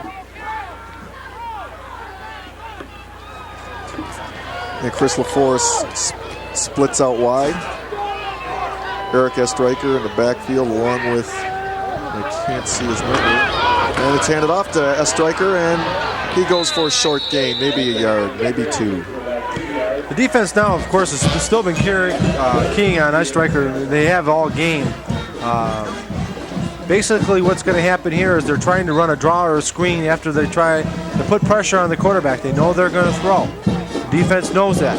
So while they're coming upfield, the best plays to throw against a hard pass rush like that is a screen or a draw play, because this way the defenders go past him as he's running upfield. Very difficult to tackle. It's second down and 8. The coach's son. 2 receivers down here to the near side of the field, so watch for a pass. And he rolls out right, and he sees a receiver, and he's open, he's got him. And he's close to a first down, forward progress. Let's see where they mark that ball. That was number 46 with the completion, Dan Hadley. So he's going to be about a yard short. That was a good play right here. He's going to fake a handoff here, well, almost, and rolls right, gets time right here. He's rolling out of the pocket. That's making a difference. He didn't have time to throw the ball earlier in the game. He's getting the time to throw the ball now. Finds his receiver who's down in a hook area and got about a 11-yard gain, 9-yard gain for 3rd down and 1. tight formation on the line. Receiver split to the far side. And a handoff to Estreicher, their reliable back, and he's very close to that first down. Very close. Looks like he's got it, Mark. It was a good call, good play, just a simple trap play up the middle. Give it to your best back. He hasn't fumbled. And he does have the first down. Good hard running by Eric Estreicher. Keep in mind the clock stops as the first downs are achieved, so the clock is stopped at 7 minutes, 18 seconds, and they're going to roll it up once they move those chains. Time is starting to be a factor here with the score, 20-7. There it is, 7 minutes, 11 seconds and counting. It's really running in the advantage of the Troy Athens Redhawks. They need some big yardage and fast. And he fades back to pass. He's looking for a receiver. It was a mixed-up play that time. It looked like number 84, Aaron Comerson, overran the play. Good pass rush that time by Troy Athens. It looked like it was number 84, Jeff Lebowski, the end, 6 foot, 185 pounds. There he is. A pretty tall dude. Just ran up and throw it, Aaron Comerson, number 84. Look at the wrong 84. You gotta excuse me, I'm half Polish. I can get away with that. There was so much going on up here. I'll tell you. The coach's son at quarterback. 2nd down and 10. He fades back and hands off to Estreicher, and he's dropped for about a 2-yard gain. Exactly as I mentioned before, when they know the pass rush is coming, they're going to run a draw or screen, draw play to the best back, and he gained about 3 yards. He's going to leave him with 3rd down and 7 to go. This is a big play. Here you go. As you can see, as the rush comes up, he runs past the rush. That's the key to the draw, is getting by them quickly. And not quickly enough. You only gain 3 yards. Big play of the game right here. 6 minutes, 30 seconds and counting for the Rochester Falcons. It's 3rd down. Fades back to pass. He's got an open receiver. Chris LaForest catches the ball for a 1st down, but there is a penalty flag on the play. Let's see what is called. Could negate a good game. Holding territory, Mark. That is. That's unfortunate because he zipped off a real nice pass. He takes a few steps back here and makes a pro-type pass. He zips it right from the air. Watch him. Boom. Decent spiral. A little wobbly, but not bad. Right on target for an excellent gain, and sure enough, that one's coming back. I'll tell you what, that's penalties have hurt them in this game. They've had 3 penalties that have hurt them pretty bad. Penalties and turnovers can kill a team. Against the Falcons. Oh boy, I'll tell you. Make it 3rd and 17. Yeah, they're not really effectively using the clock here. They've had the ball for 3 minutes and 15 seconds on this drive. They needed to get down a lot further. They're only on their own 36-yard line now with the penalty, and they've got a long way to go and not a lot of time to do it. We should mention, I think this is a pretty young team. They lost, Rochester lost 7 players, 7 starters on both offense and defense, if I'm not mistaken. That's correct. They're only returning 4 on each side, so they're young and they're going to learn. Van Dam drops back to pass, and he's complete to Chris LaForest. And he goes out of bounds. The short gain. Well, that's not going to help them here. It's going to be 4th down. They're going to have to punt the ball. They've got a long way to go for the 1st down. They've got a good 10 yards to go. Looks like it's going to be, 13 yards to go. The penalty pushed them back. 4th and 13. It's difficult to fake something down here. And again, time is eating away. They're going to have to punt it away.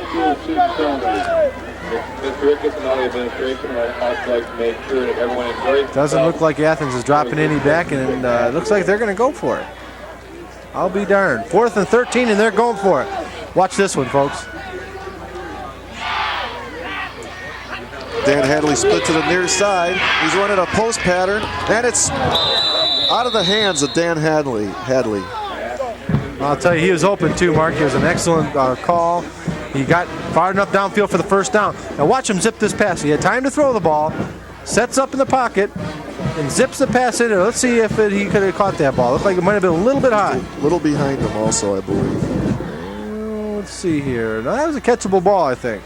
I think he should have had that one. Would have been a 1st down, too. Well, the Redhawks take over. 1st down and 10 at the 42-yard line of the Falcons. And they're going to pass the ball.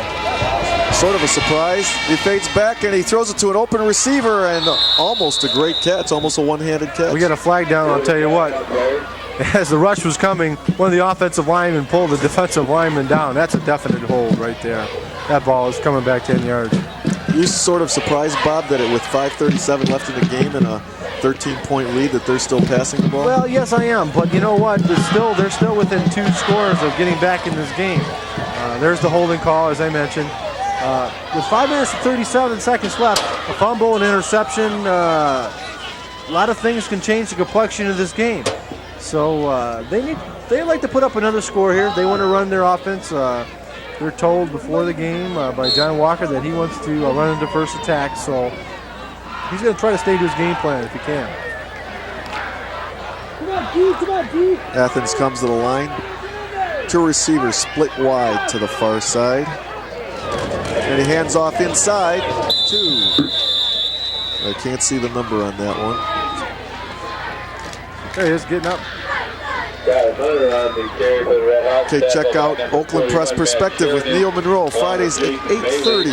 Neil has interesting guests every Friday at 8:30 on Channel 63, United Artists Cable.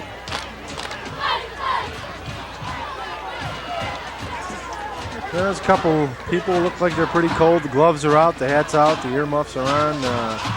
Die-hard fans there. It's definitely fall in the city. It's getting cold. Got to bring my, got a couple outside plants I got to bring in tonight because it's going to freeze. 5 minutes, 2 seconds left here in the 4th quarter. Again, our score 20-7 in favor of Troy Athens Redhawks. Here we are in Rochester High School. We've got a big crowd who are not real happy with the score there. Their team is losing, and there's not a lot of time left for them to come back. The band's not going to let it get down on them. They're going to keep moving. They're going to keep things rolling. Because there is time for things to happen. Athens looks like a pretty strong team. We've done 4 games this year so far, and they're looking strong. Well, they were 6-4 last year. Again, they're bringing back their quarterback Whitehouse, who started for them the last 3 years and has done a good job for them. They're returning quite a few players on offense. They're returning 9 players on offense, so they've got a real strong offensive unit. Their defense was a little suspect coming in, returning only 2 starters, so the offense wasn't the problem, and they're showing that here. 2nd down 18. Long way to go. Long way to go for the Red Hawks. 2 receivers split wide. There's a handoff inside to number 34. Fumble. It looks like Rochester's recovered the ball. Hunter fumbles the ball and Rochester recovers. This might be the break they needed. Well, like I had mentioned, anything could happen at this point. An interception, a fumble, and here's the fumble. It looks to me right here that he's got the ball. He doesn't really tuck it away. It looks like he's kind of fumbling it as he's going into the line. And right there, the ball falls before he's even hit. So he didn't have full possession of that ball as he's going through the line. Didn't have it protected. And at this stage of the game, that is the most important thing you could do is protect that ball, because they needed to keep the ball on the ground. 1st down and 10 now from the 44-yard line. The Rochester Falcons with the ball, an eye in the backfield, 2 receivers near side. Andre McPhail split wide. Van Dam rolls out, and he goes for McPhail, but throws it over his head. I'll tell you what, that's not the pass to throw in this situation. You can't loft it up there, although he threw it out of bounds. That gives the opportunity for the defensive backs to run under that ball. You got to zip that ball coming out there. Tough pass, mind you, coming from a right-hander running left, so he's thrown. He's got a good arm, Mark. For a sophomore especially, he's zipping it in there when he has that opportunity. Absolutely. Split backfield now, 2 receivers down here near side. Andre McPhail once again split to the near side, and Van Dam once again fades back. And it looks like he's going to be sacked this time by the tough Red Hawk rush. Well, they know he's going to pass, so they're coming after him. Looked like he might have been able to step out of it. Let's take a look as he goes back to pass. He's got a little time, but here comes the rush. You got 2 people on him. Somebody grabs him from the legs and won't let go, and here's the difference right here. As he's trying to go over, somebody finishes it, team tackle. That brings up a 3rd down and 17. Long way to go. split backfield, 2 receivers split out to the right side. Fade back to pass. And hitting the numbers, but he drops the ball as he dives to catch it before it goes out of bounds. That's a tough catch. It wouldn't have been good for the first down anyways. Good effort. And will they go for it again here on 4th down? They tried for it last time on 4th down and 13. We've got 4th down and 17, similar situation. This time a lot less time on the clock. And again, they're going to go for it. They've got nothing to lose. They feel that if they don't put the points on the board, it doesn't matter what the score is. They're still going to lose. So there's the big play right here. It's 4th and 17, 3:45 left in the game. He passes deep downfield, and it's almost intercepted by number 11, Ryan Fox. He knocks that one down. I'll tell you what, Ryan he did a real smart thing there. That's why he's a senior defensive back. He just tried to knock that ball down. He didn't want to intercept it. Good reason, because he would have got the ball way downfield. There's the Athens sideline. The coaches are happy. The players are happy. Of course, they've got the lead. Reason to be happy. 20-7 here late in the 4th quarter. 3:39 left. Excellent numbers for White House so far today. 12-15 for 168 yards. I would imagine they would pretty much have to stick to the ground right now. There's a pitch out to Jeff Smith, and he tries to turn the corner, but he's tackled for no gain. Well, that's what they got to do at this point. Just keep the ball on the ground, run some time off the clock. They know with 1 or 2 first downs here that this game is basically over. So hold on to the ball, especially as you're going through the middle of the line. There's our clock. Did you see it winding down to 16? Rochester has all 3 of their timeouts left here in the second half. They used all 3 in the first half as the clock wound down, and they scored. But that's their only score they've had. Well, fumble, another fumble. Fumble on the snap, but let's see who's got the ball. Looks like Rochester. They came up with the ball. Rochester has the ball. So two bad turnovers by the Red Hawks. They haven't really been made to pay for it, and that's the difference in the score. I'll tell you what, John Walker won't be happy with this. A simple snap to the center, from the center to the quarterback. They've done this 100 times in practice, 1,000 times. He just pulled out a little bit before the ball got there, and the fumble was caused. John Walker's not going to be a happy coach going into practice, Mark. They practice that night in and day out, and I'll tell you what, when you have a lead, you've got to protect it. You can't be fumbling the ball. He's not going to like that.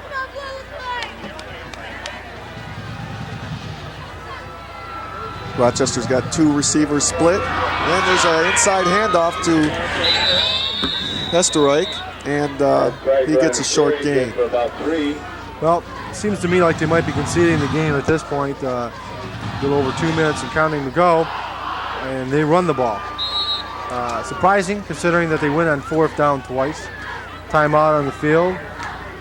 Nope, they let the clock run. There's our moon. Not quite a harvest moon, but a little bit after that.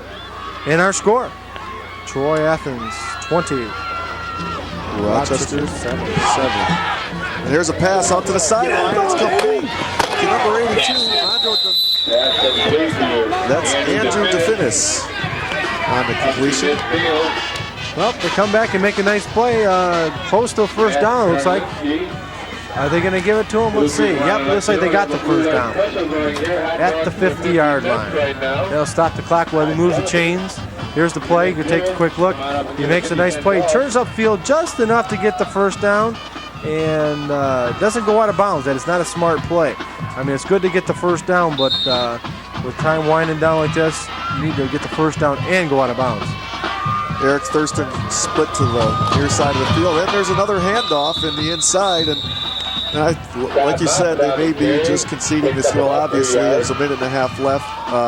Paul Van Dam, their quarterback, is a sophomore. They just want to get him a little experience. And well, he's shown me something today, Mark. He's shown me a good arm. He's shown some poise in the backfield as he's had a lot of rushers coming at him.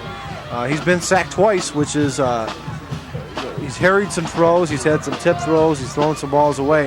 But he's shown me a good arm, and he's shown some touch on certain passes. So he's got a bright future for this team. Little lining up at 2nd and about 6. Fades back to pass, and he's hit, and it's caught. Great catch by number 80, Eric Thurston. That ball, two people had their hands on that ball, and Eric Thurston came away with it. Matt Shifter had that ball intercepted and had the ball taken right out of his hands. Take a look there. Here's a nice throw. He rolls right, runs off a defender there. Now watch this. Here's Shifter. He's got the ball in his hands right there, and he just takes it away from him. Of course, it helps when you're 6'4" compared to 5'10".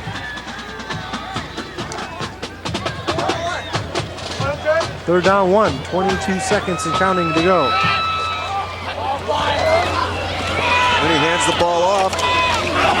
And he's got the first down and more, down to the 28-yard line. That was number 31, Scott Moffitt. I believe that was his first carry of the game. It's a straight draw play, excellent game. Probably the longest running play of the game for the Rochester Falcons. Here he goes, takes the ball back, takes the ball right up the middle on the draw. They're expecting pass, keep in mind. Breaks a couple tackles and makes a nice run. And again, does not get out of bounds. Unbelievable. Well, Rochester had several timeouts left. How many timeouts Well, did they still have 2 timeouts left after that. But needless to say, the 10 seconds left in the game, it's inconsequential. This game is all over except for the fat lady singing. She's warming up. Excellent crowd again here today on a cold fall afternoon. I would estimate the crowd at about 2,000 to 3,000. Rochester players aren't happy, neither are the fans, but the band's keeping them going. If we can pan maybe a little up, we can see the Athens sideline looks like they're partying pretty happy. Good over there. Yeah, there you go. There's the cheerleaders. Well, the cheerleaders are still in it. Yeah, they're not jumping around like they were earlier. No, they aren't. They have to move just to keep warm, I think. Yep. A couple people bundled up, showing you how cold it is here tonight. Should be the last play of the game, depending on whether it's There's a pass. It looks like it's going to be to Thurston. If he can find him, man, he's got to turn around, come back for it. He catches it on the 4-yard line. And there's 3 seconds left and a timeout for Rochester. Looks like they're going to try to get another score for posterity here. Yeah, well, I'll tell you what, you never should give up no matter what, because this is going to take into next week. Keep in mind that it's a long season. You know what? Watch Van Dam here. He's going to push his running back out of the way so he can throw the ball. Right there. See him? Knocked him down. Pushed him right out of the way so he can have room to throw the ball. And he waited for the ball. Number 80 waited for the ball. That was Eric Thurston. And probably should have came back to it a little bit, because when you wait for the ball, it gives the defensive back an opportunity to knock it down. But nonetheless, he did make the catch. Fords a long gainer and a first down to about the 4-yard line. 3 seconds left. And what we will, and this is this Athens and Rochester. Let's take a little break right here. We'll be right back. When we learn, the world is rich with possibilities, and school is where our dreams take flight. A great novel gets its start. A language is discovered. A new generation of scientists explore. United Artists Cable is building a partnership with America's schools through an innovative project, Cable in the Classroom, sending programs designed exclusively for the classroom, providing new data and software tools. Teachers, parents, and United Artists Cable together, enriching the tools of education. A commitment to this community that each of us at United Artists Cable is proud to be part of, because excellence in education benefits every one of us.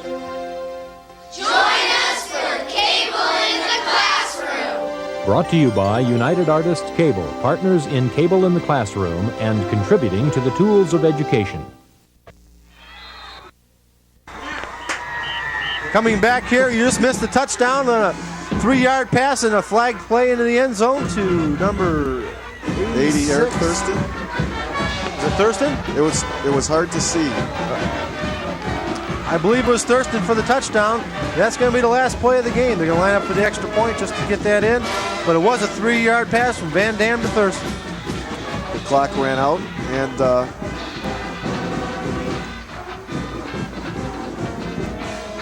that's got to give them some momentum going into next week, Bob.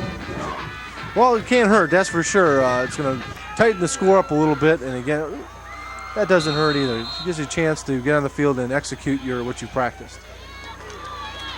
And the kick is up and good.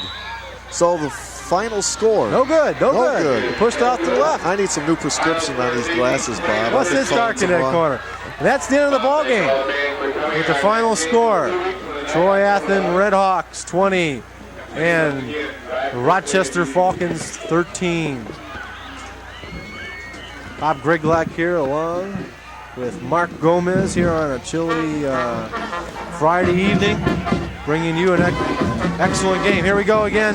The final score, 20-13. I'm going to run down the scoring for you quickly. First quarter, 7:45. Ermeyer on a 1-yard run. Ermeyer with the kick.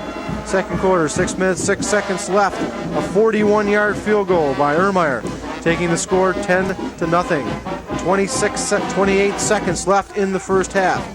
Eric Reichstryker on a 3-yard run, bringing the score to 10-7. Geisler the kick at halftime. The first score in the third quarter, 3 minutes and 1 second in. Bologna on a 32-yard pass. Ermeyer the kick, 17-7. Ermeyer completed the scoring for Troy Athens at 9:31 left in the fourth quarter with a 25-yard field goal. In the final scoring at the end, no time left, a 3-yard pass from Van Dam to Thurston, capping the scoring at 20-13. The kick was no good. Again, our final, Troy Athens 20, Rochester 13. We'll be back with the final statistics in just a minute.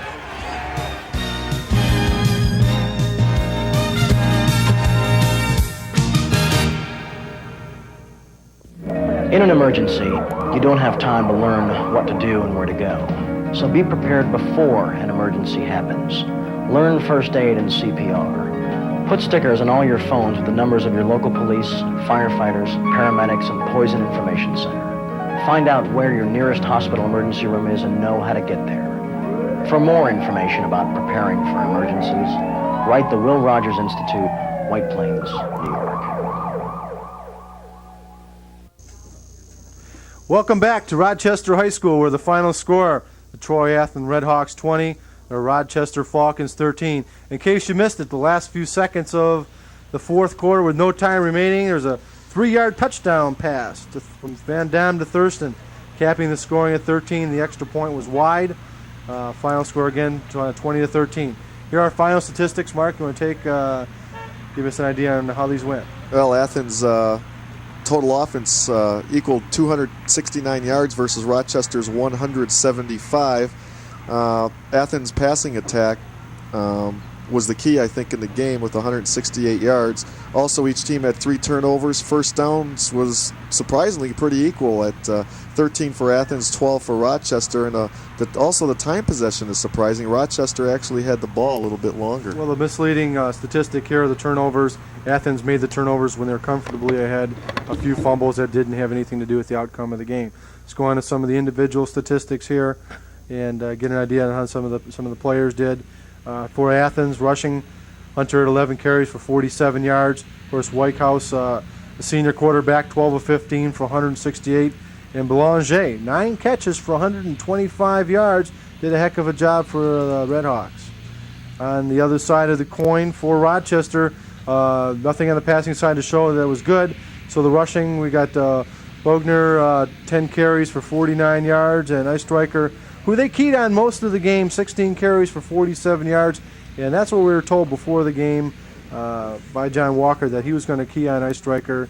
And again, that's what he did. That's why he had so low yards. Nonetheless, it was a good game. It was a close game, well, pretty much all the way through. Next week, we're going to have the same Rochester team playing at Ferndale. Rochester against Ferndale, at Ferndale, at the game of the week, United Artists Cable 63, next Saturday and Monday at 7 p.m. This is Bob Griglak from Rochester High School, along with Mark Gomez. Our final score, the Athens team 20 and Rochester 13. Once again, goodbye from Rochester High School.